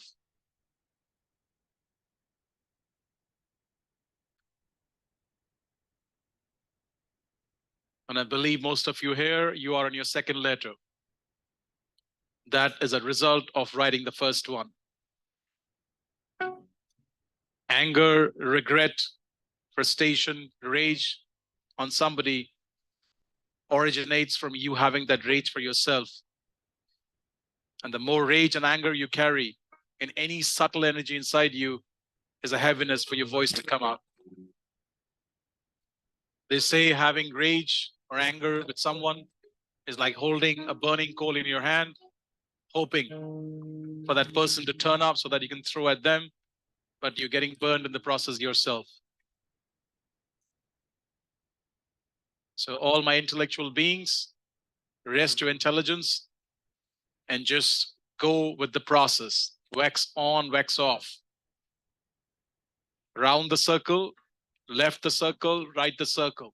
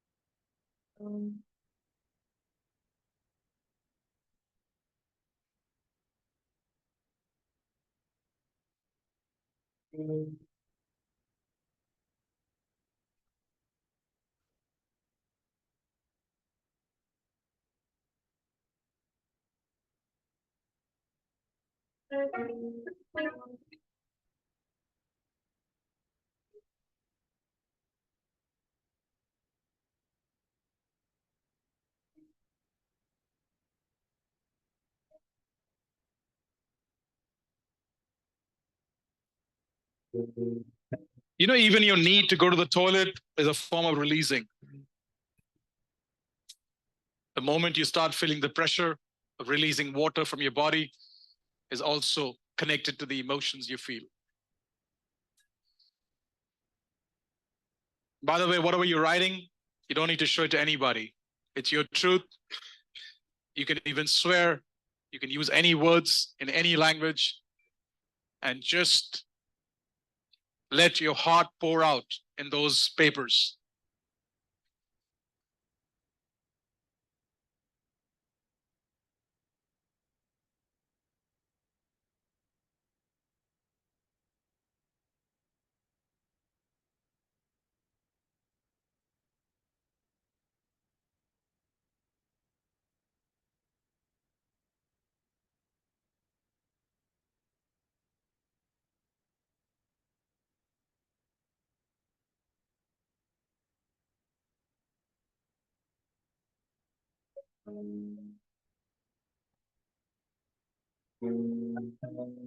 Thank you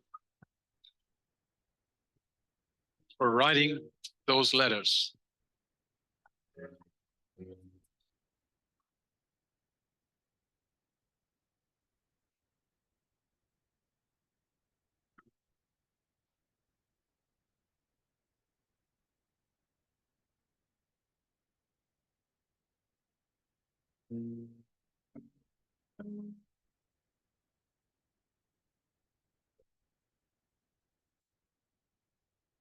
Everybody take a deep breath in. Let it out.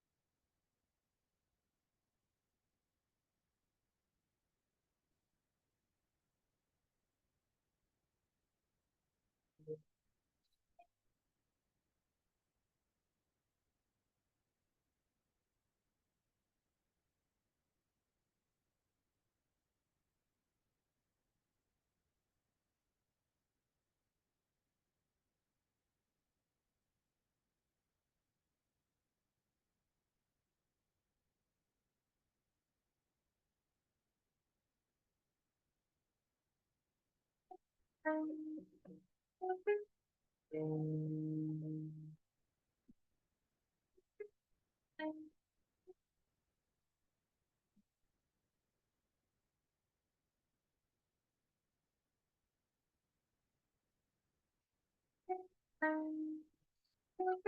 start wrapping it up.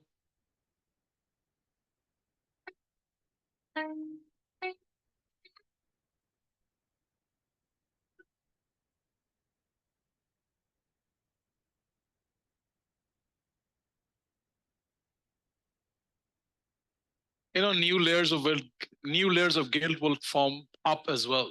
So it's a process you can work on every few months' time. I've been into alternative way of being healthy. Something works for me. When I get fever or sick, I just go on fasting.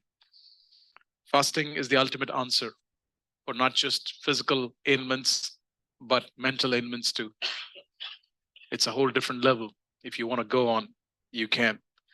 But unless you believe in a system, it's not going to work out. So my dad, has been going through some physical challenges for many months now.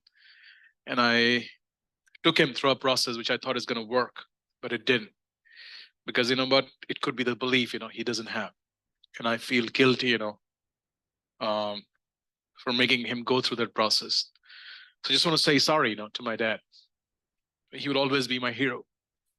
How many of you understand? Yeah. He may not be able to speak English, go up on stage, do the things I do. But if it was not for him, I won't be standing in front of you. So you got to get a hold of this letter and you need to tear it off into pieces. Yes, something I should have said before, but it's okay. I can forget. I'm a human too. So I have to allow myself. For some of you, it is your very favorite diary. So take the piece out, even if you have got notes behind in the paper, which I don't think should be, but if it's there, it's a mistake which happened by the team, I got to allow them, to make mistakes if I can. And your job is to burn this. Take the ashes and put it in soil, in earth element. And if you can't do that, then take these pieces, make it as small as possible, and drop them in flowing water, a water which floats, by the way, not stagnant. So I don't know, it could be a lake, it could be something else. The same, stands for virtual people. You're at home, so you have a bit of a luxury, and nobody needs to know about these letters. It's your letter, you've written it. And you know what? Interestingly, sometimes you could have written a letter for a person. Maybe you have been with them for 20, 30 years. Maybe you've been sleeping with them, for 30 years of your life, and they still don't understand your journey. It's okay. It's not for them to understand. It's for you to understand your journey and understand that it is not your fault. But somebody made you believe that it's your fault. And that's what the guilt builds up. Because I meant good for my dad. How many of you understand? But it didn't work out. So what do? Nothing. Just accept it. That's the truth of your life. Okay. Can we pass on the first card to everybody quickly? Yep. When you let these energetical elements kind of go away from your life, just this card only. This card only. Yeah, thank you. Take one and pass it to save some time.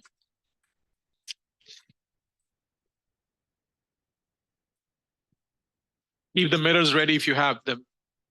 Pragati, there's some extra, take it back too. If you have extra, raise it up. We will take it from you.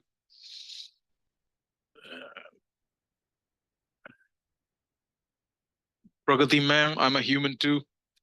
I needed one as well.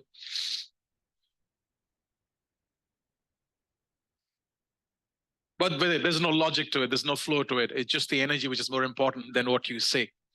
But words help you to channelize certain emotion. It takes us there in some capacity. Everybody take a deep breath in. Let it out. And you don't have to remember, the flow, but just understand in a couple of moments, energetically, you will bring your younger version, whatever that 20-year-old Amandeep, 25-year-old Maria, or I don't know, 15-year-old Kashish, 7-year-old Hemant, 10 years old Ankit, and you will go through a process.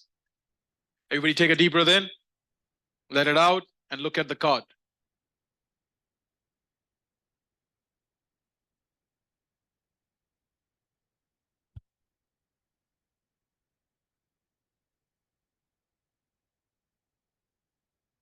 Everybody take a deep breath in, let it out, and leave the card. And there is no flow, there's no logic to this. You just do it in your own style, and it can be in your own language too. Obviously, I'm going to address this in English for everybody's benefit, but this can be done by everybody.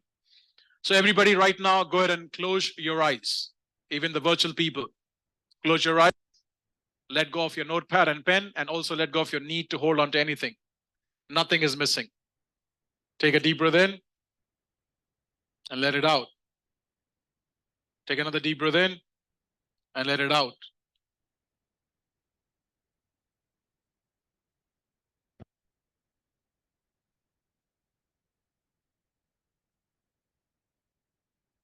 And right now, your eyes are closed.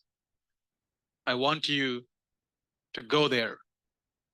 The moment you just described during your writing exercise. The moment something happened, something you were not planning for, just like me, but it just happened. And as you reach slowly, gradually, I want you to become much more present in your body, in your awareness. With every breath you breathe in, become present. And every breath you breathe out, become present.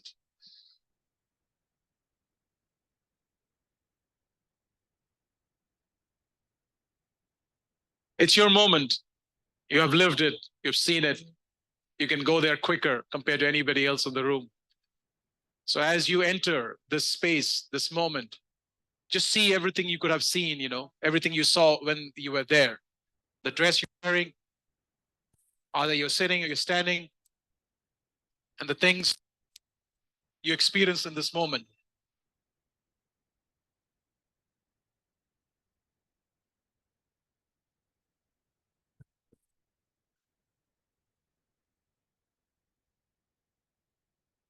And now, as you see yourself in this moment, as I was, what is the moment which occurred in your life? What went wrong? What was that mistake which happened in your life? As you witness it, experience it, and live it one more time as I speak, be with it for a couple of moments so that I can help to release it.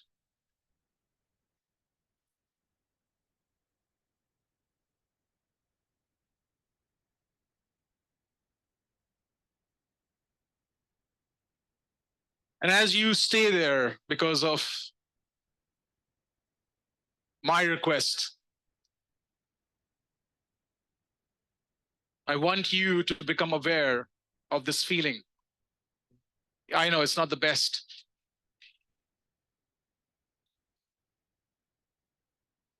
And if you can sense, this feeling which is in your body right now as I speak, where it is for you, in what part of your body, and what shape or emotions you want to give this feeling. Is it a feeling of being scared, anxious, hurt, angry, rage, frustration, regret? Yeah, give it a name as per your language, your style, your way of understanding life. And feel this emotion somewhere, wherever you can feel it right now. Is it in your thighs, somewhere in your tummy, in your heart, shoulders, fingers, forehead? And if you can't feel it, just make it up, because you're great at making up stuff right now. Just make it up. Now follow your intuition, which is great inside you if you allow it to. And go there and put your focus on this feeling of pain, anger, whatever you call it. And as you sense it, you know where it is. Just be with me for a couple more moments. And once you've identified where that fragrant, where this emotion is situated, I want you to focus on it. Put your awareness into that area. Now rate this intensity of anger, frustration, whatever you feel, between 0 to 10. With 10 being it's stronger, very strong in you. And 0 being there's nothing you can feel. It doesn't matter. Whatever your score is, it's not an exam.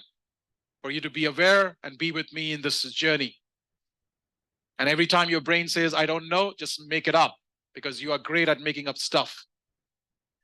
And if this fragrance could speak to you, just imagine. That's the word. Yes, just imagine. If this fragrance could speak to you, what would it say? And you know what? Is it a man's voice or is it a woman's voice? It's interesting. Our own incidents can speak to us in different voices sometimes. Because you know what? It's not just that one incident. It is another layers of other incidents which has occurred in your life and the way you live, which came from your parents, your mentors, your elder brothers, sisters, culture. It speaks to you in a certain way.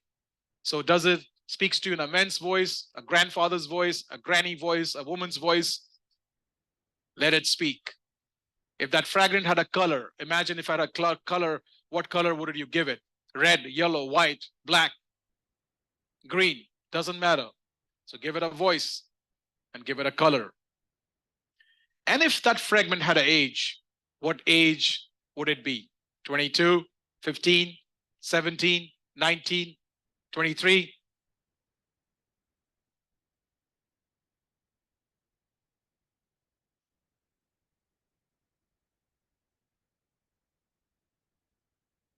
And again, if a part of you says, if I don't know, just say, you know what? If you knew it, what it'll be. Keep making it up.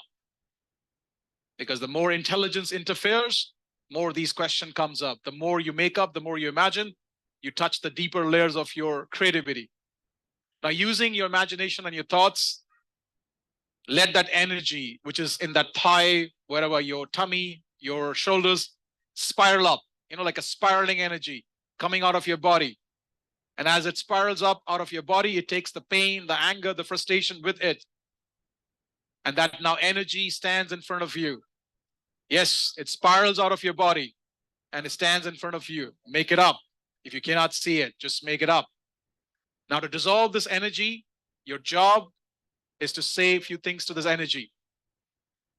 You can repeat after me, or it can be your own form of saying it.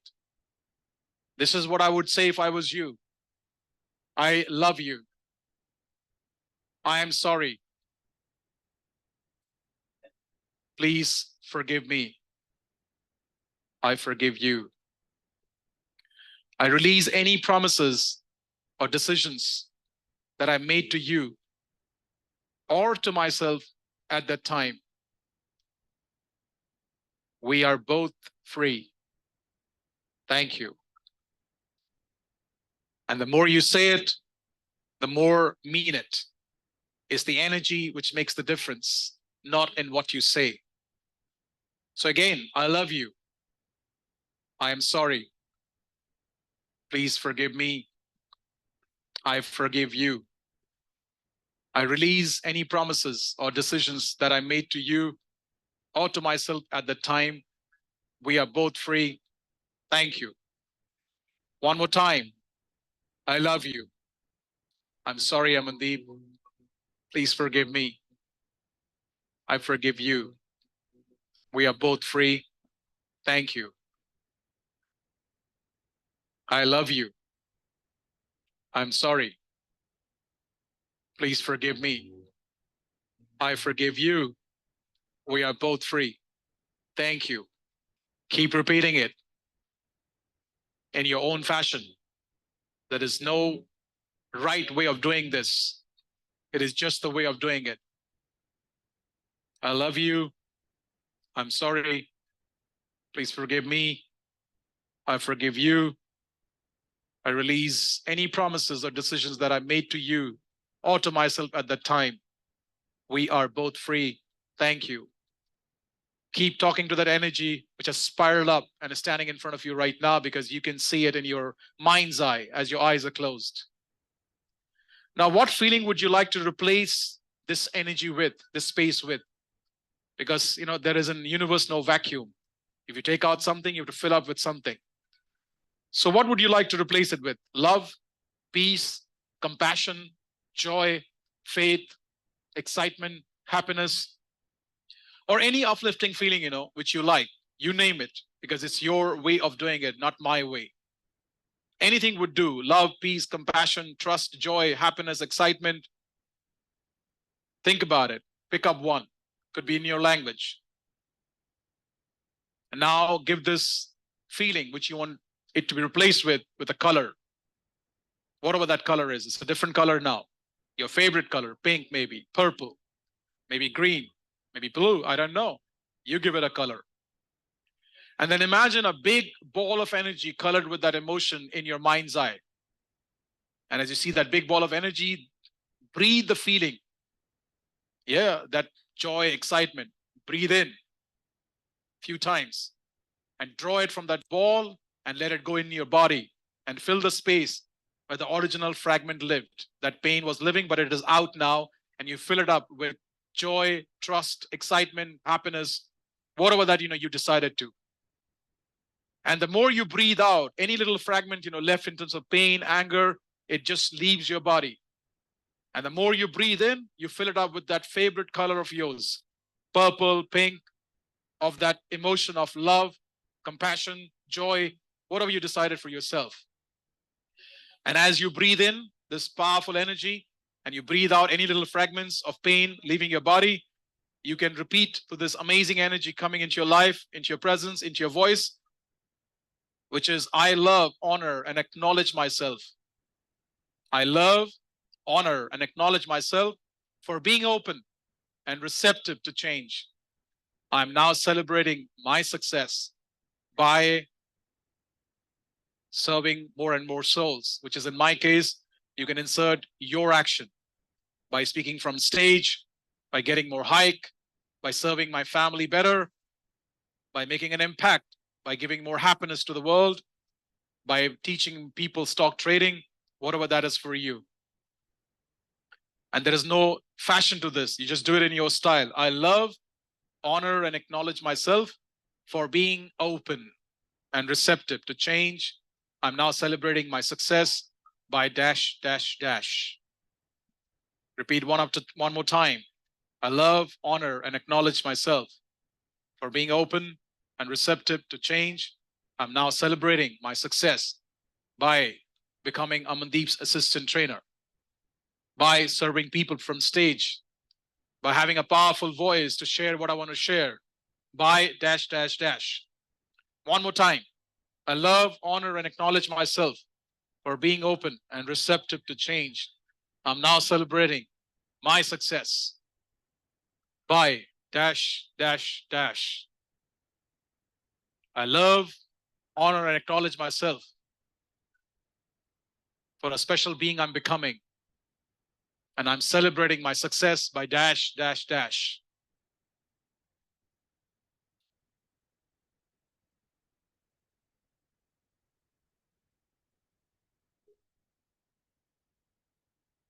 Beautiful. Thank you for the gift you are to yourself.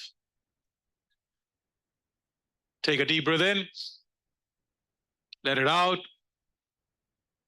Take another deep breath in. And let it out. And slowly, gradually, when you feel that you are ready to witness the new being you are, come back into the room. Slowly, gradually, when you feel you are ready, come back to the room. You can open your eyes, and yeah, if you want to rub your arms, people do that. Want to rub your face, you can do that. All right, can we have the mirrors, please? And the cards quickly.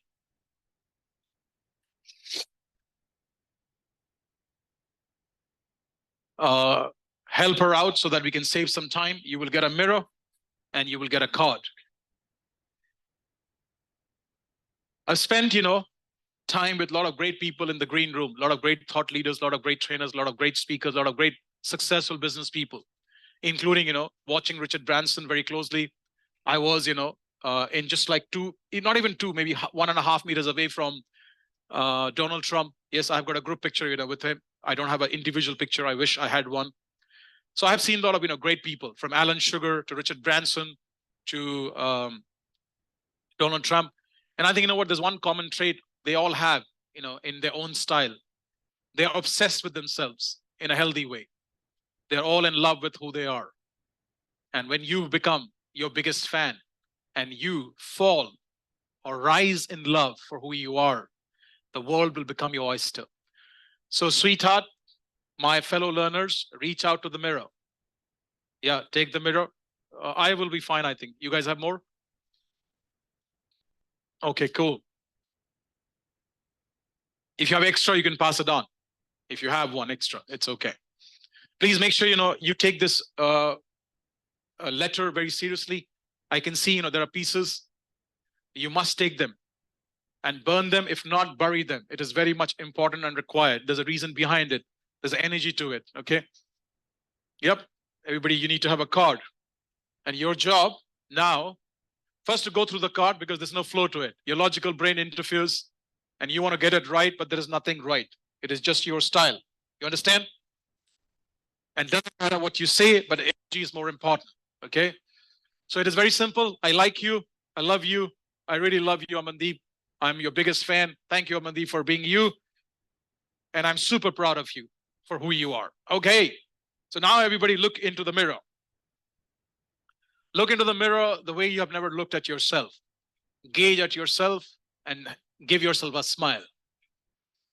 You know what the best part is? When you give yourself a smile comes back straight away. In real life, that may not be the case. And sometimes when you give smile to people, they look at you in a horrible way. Yeah, but looking at a mirror, the best part is when you give a smile, it comes back to you straight. Now, when you look at yourself, the biggest thing you need is to send love to yourself. And as you send love to yourself, you can repeat this loud or you can repeat it in your mind. It's up to you. And this is what you repeat. I like you. I love you. I really love you, my friend. You are super amazing. Amandeep, you are the best. Make sure you are taking your name. I know I'm the best. I'm your biggest fan. Thank you for being you. I'm super proud of you. Again, I like you. I love you. I really, really love you. I'm your biggest fan. Thank you for being you. I'm super proud of you. I like you. I love you. I really, really love you, Amandeep. I'm your biggest fan, Amandeep. Thank you for being a you, Amandeep. I'm super proud of you, Amandeep. Keep repeating it a few times more. Yeah, keep looking at yourself and keep smiling, for God's sake. Yeah.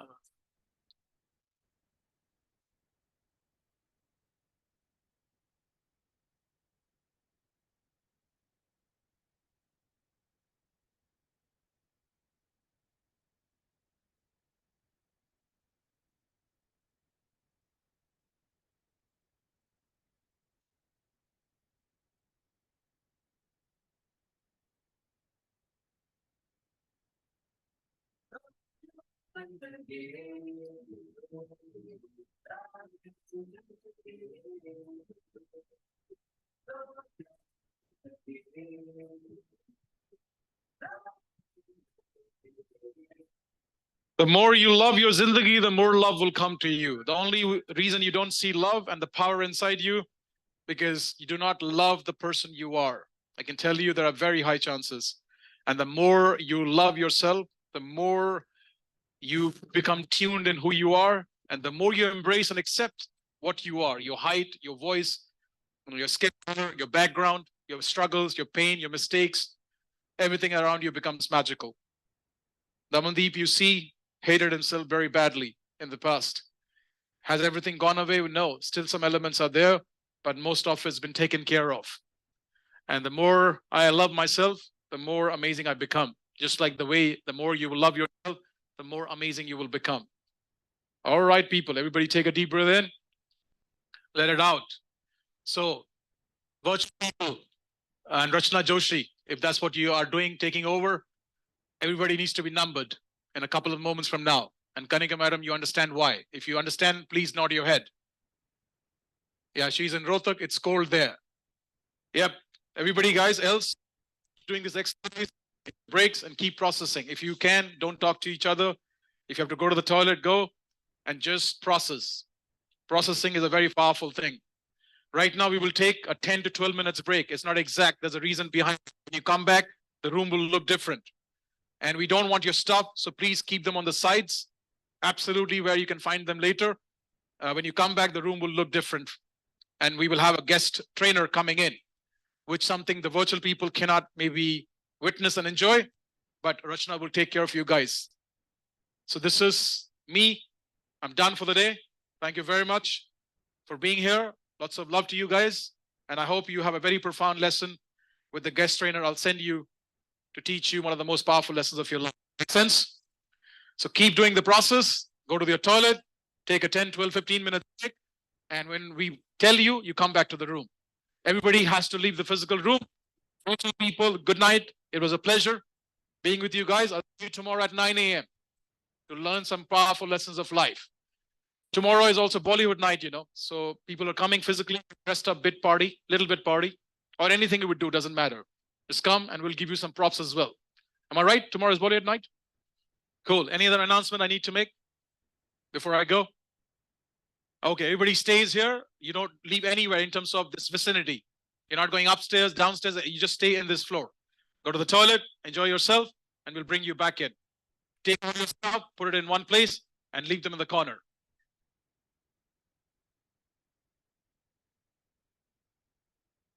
And Pramod can help you. You want his help? Okay. All right. Out, people, quickly. Put your belongings somewhere. By the way, nothing belongs to you. It's a myth you carry. Nothing is yours, but you still want to hold on to stuff.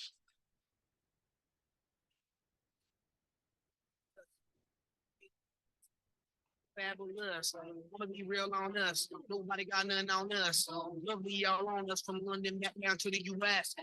We rockin' this crazy monkey business outrageous. Just confess your girl admits that we the shit. FRESH, we fresh, CEF.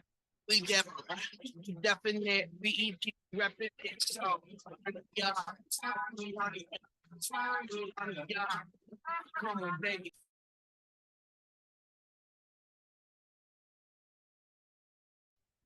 Rachna, you there?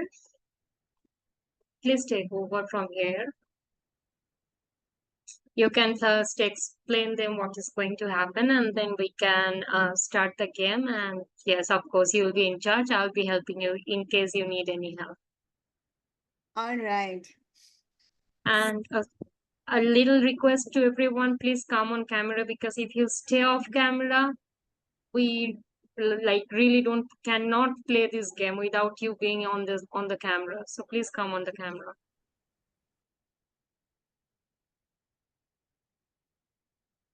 So welcome back, everybody. So we have had an intense session. How many of you are already feeling the releasing that has happened in the room? By show of your hands, please.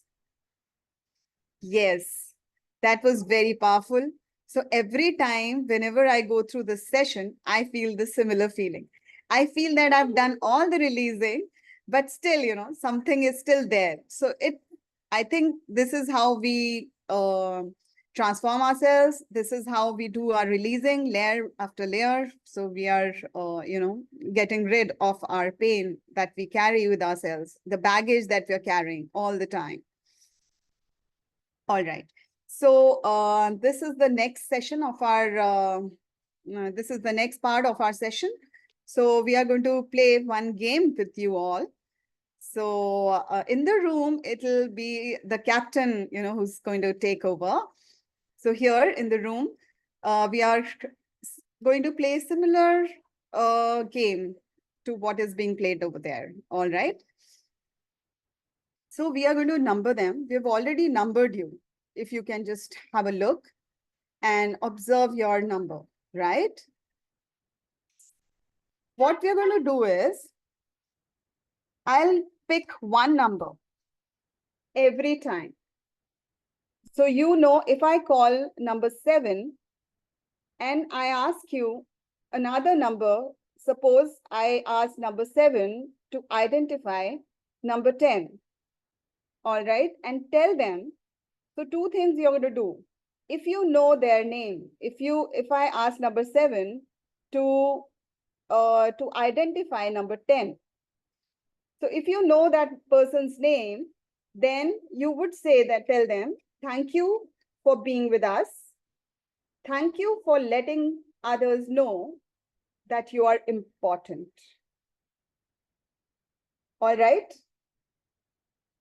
Number 2, in case you do not know the person's name in front of you, then you're going to tell them, I don't know your name. I don't care to know your name. You haven't done enough to make your presence felt here. How many of you are with me? I'm going to repeat these sentences again. How many of you have understood the game? Your number is being flashed. Number 14, your number is being flashed onto the screen only. All right. So I'll repeat that again.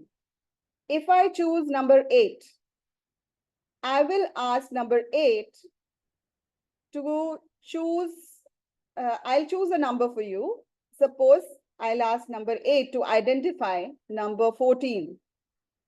So if you know their name, you will tell them, thank you for being with us. Thank you for letting us know that you are important. And in case you do not know their name, what you're going to say, you will tell them, I don't know your name.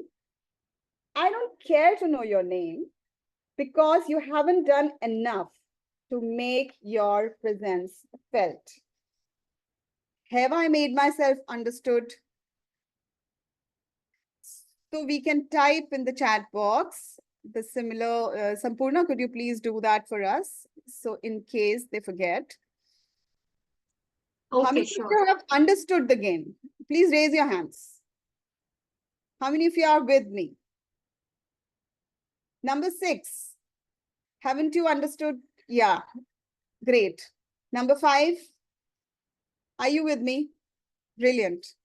So what about number 11 to 15, 14?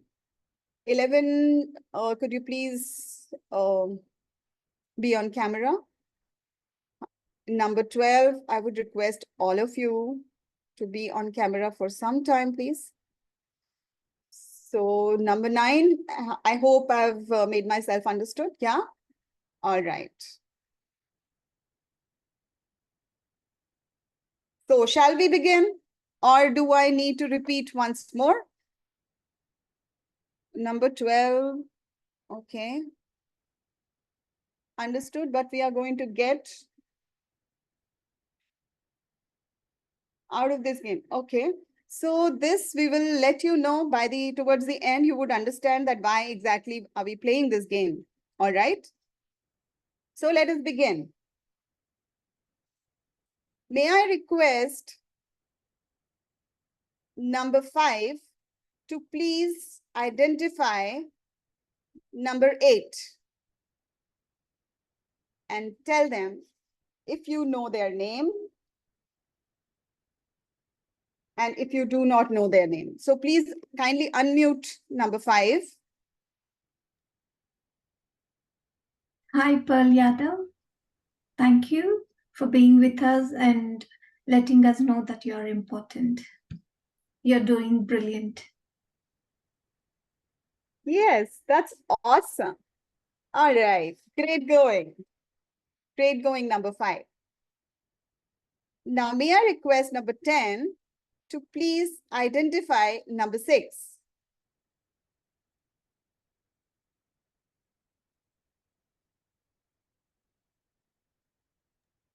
Kindly unmute, yes. Yeah, thank you, Nilesh, for being you. Thank you for letting us know that you're important. That's awesome. Great going, number 10. Now may I request number 8 to identify number 10.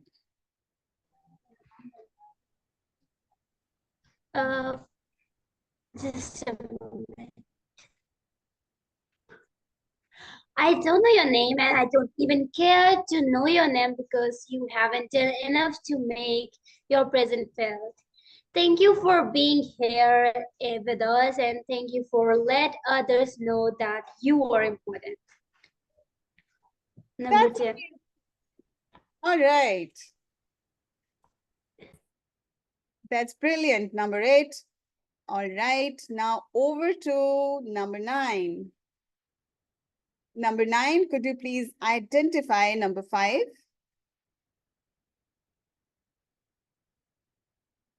Kindly unmute number 9.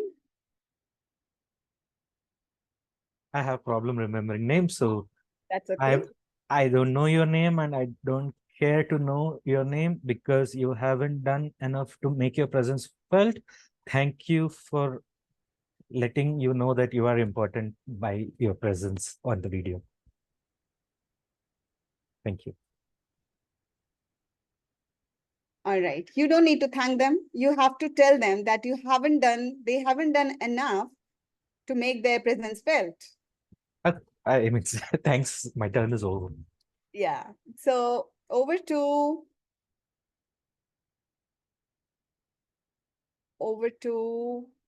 number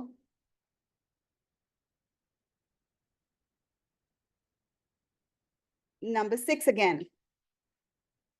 Number 6, kindly identify number 14.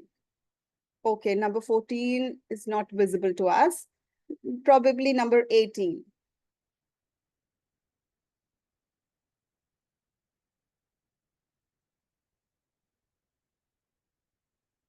Number 5, could you please unmute and identify number 18?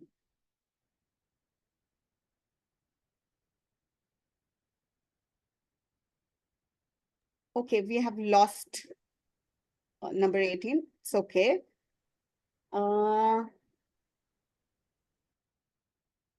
So please identify number 12 or number 11 rather. Number 5, could you please identify number 11? Yeah, hi, Maria. Thank you for being here and thank you for let us know that you are important. Amazing. All right. Now number 11, over to number 11. Please identify number 9. Number 9, thank you for being here. Thank you for your contribution with your presence. And I want you to let you know that you are super important and thank you once again. You have to tell them that I don't know your name. I don't care to know your name. You haven't done enough to make your presence felt. It might sound rude, but it is important that you say like that. Could you please repeat? Number 11, over to number 11. To be honest, it doesn't feel quite right to say that. Well, that's the purpose of the game. Yes, You are feeling absolutely. rude here. If you were in physical room with But Amandeep playing this I will game. try to do my best. Yes, please do. Yes. So number 9, I might not know your name. Thank you for your presence, but at the same time, I would really like to share that you can do way more to, to be the best version of yourself. Is this better? Yes. No, still not. Actually, More. sorry, number 11. Sorry, Rachna, I'm interfering a bit. I have been with Amandeep doing physical and virtual events with him for last 2 years. And this is designed in a way, I know it is rude and sometimes it's feel very offended. That's the purpose. There is where the lesson lies. Absolutely. And each time the students, just like you, they feel very uncomfortable to say this, but Amandeep makes them say this so that they get that powerful lesson for a lifetime. Maybe next time I'll be better, but at the moment, I think. Thank you so much. My lesson is taken. Thank you. All right. Over to number 4. Swagatam. Please identify number 6. Hi, Nilesh. Thank you for being with us. Thank you for your energy. I'm grateful to be in presence with you and everyone else. So yeah, thank you for your presence, man. Thank you for being with us. Great. Now over to number 7. Please identify number 10. Number 10. Oh, Hi, all right. I don't know your name. I don't care to know your name, but you have to improve your energy throughout the day. That's it. All right. So I request you all to please read that chat again once more. So we're going to play this once more, right here, right now. No other chances. Hurry up. Sorry, number 11. Yes. Okay. So read that carefully. This is what you're going to say. Let it sound a bit rude to the people, but this is how it is. This is how it is being played. All right. Over to number 9 again. Please identify number 8.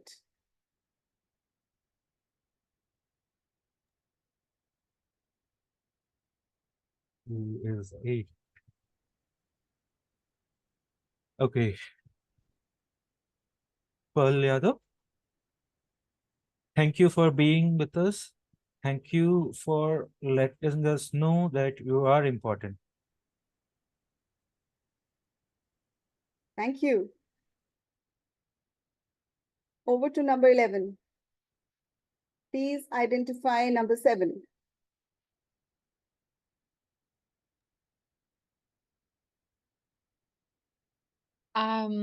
Alvzit, I really remember the name, but I can't pronounce it correctly because it's Indian. Thank you for being with us. Thank you for let others know that you're important.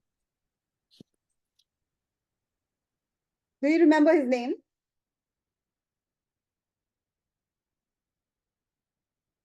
You're on mute again. Sorry, sweetheart. Yeah. Yeah, it's okay. I remember his name, but don't think I can pronounce it correctly because it's Indian. I think it's Alzit. It's ALW with ZIT. That's awesome. All right. So give yourselves a huge round of applause, people. You've been a great sport. So what was the lesson? Any guesses here?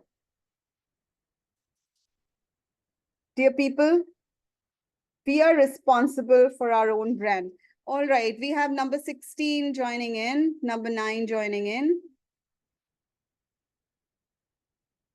So let's play one more round here. So we've been playing one game, number 16 and number 9. Could you please number the person in front, Sampurna? Could you please number them?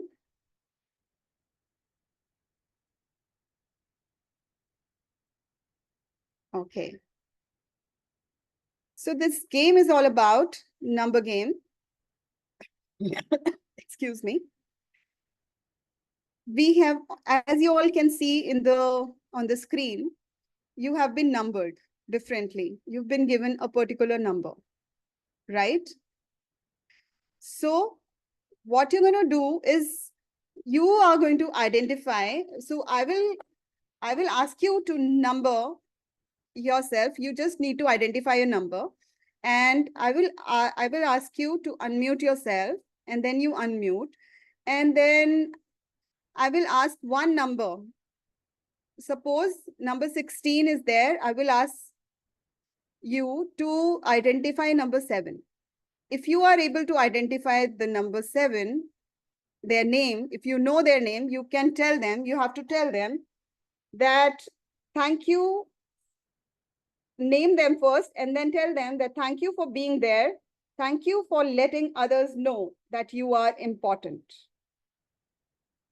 And in case you do not know their name, then you're going to tell them that I don't know your name. I don't care to know your name, as you haven't done enough to make your presence felt. So it's there in the chat box. Have I made myself understood? Number 16 and number 18. Are you with me? So we've already been playing this game and everybody knows about it. So that is why I'm checking on you. Number 18 and number 16. Yes? All right. Perfect. So let's play one more round, people. Are you all ready? Brilliant. All right. Great. Number 8. Vibrant girl. So I would request number 11 again to please unmute yourself and identify number 18 here. 18. Trying to find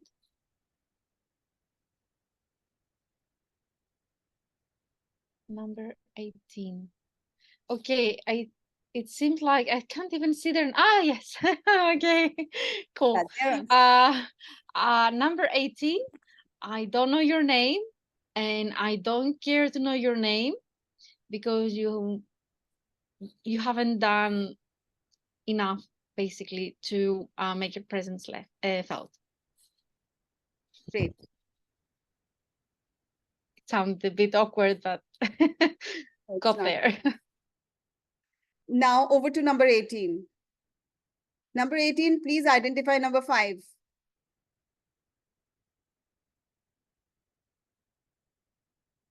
Please unmute.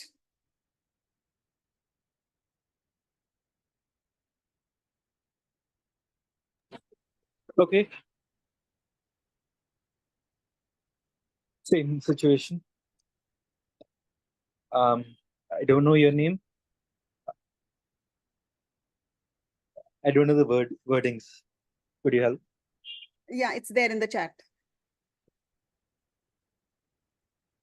You read it once and look at that person's eyes and say them straight.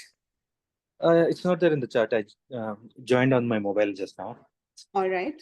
So it says, in case you know their name, you tell them that thank you for, first name them and then tell them thank you for being there with us.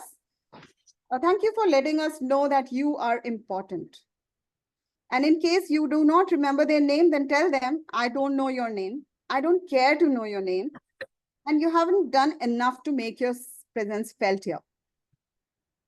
I don't know your name. I don't care to know your name. You haven't done enough to make your presence felt here. Oh, that's tough.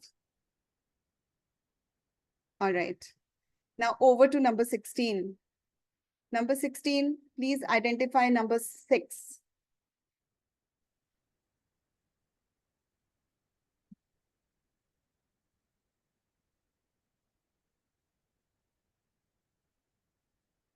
Please unmute.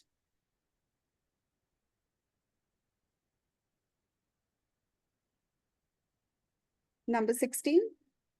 Hello. You are audible. Audible. Are you logging in from 2 devices? Yes. So could you please mute one of the device that you're not using?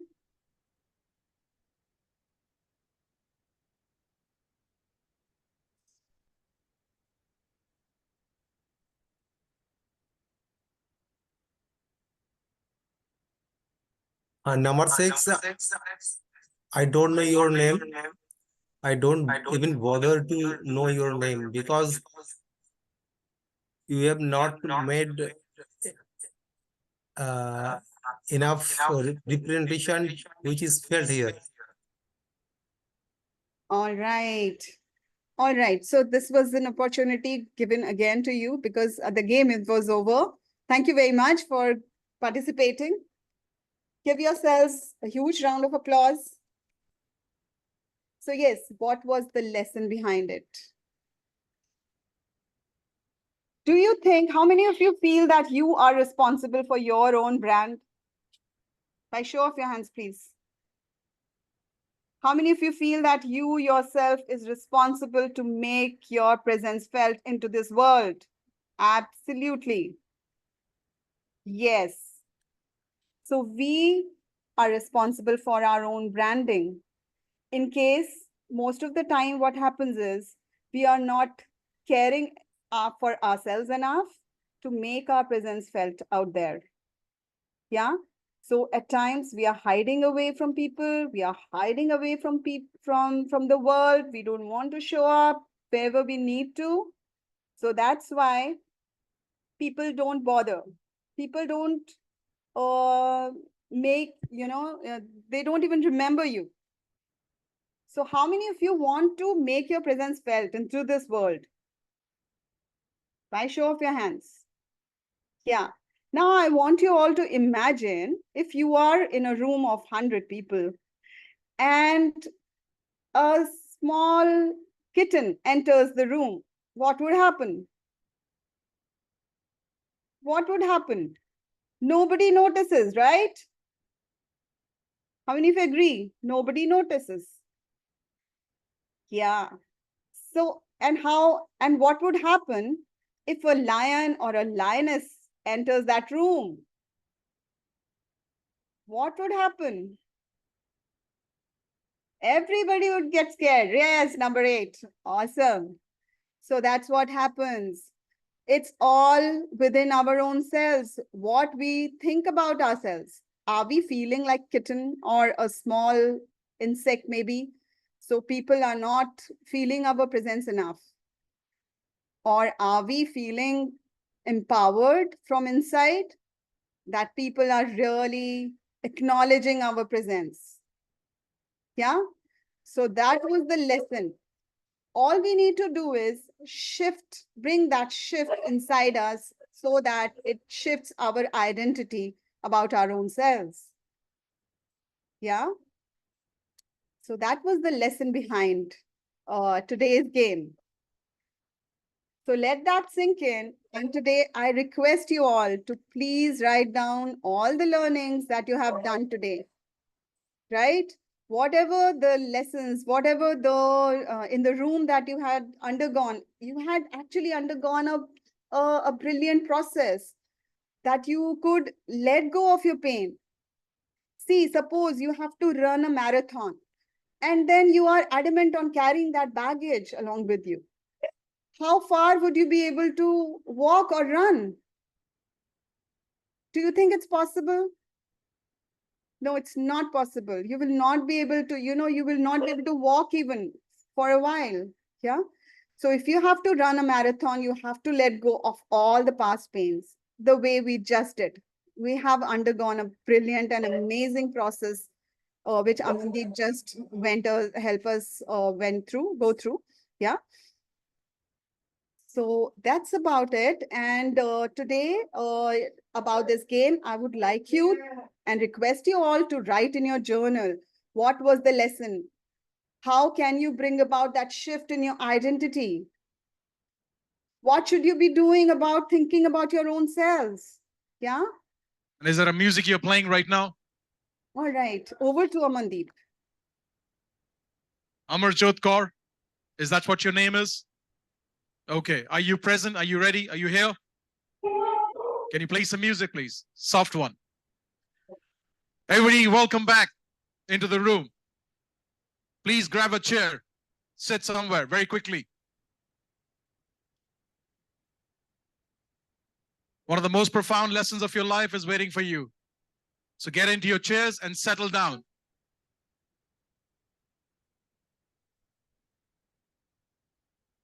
I think Amandeep already said good night to the virtual people, right? So yeah, good luck, people. If you want to enjoy and understand what I do as a commander, you need to be in this room in future. April, May, I don't know whenever. Speak to Amandeep and the team. They will make sure that you can come in. On that note, good night, people. Just cross it off.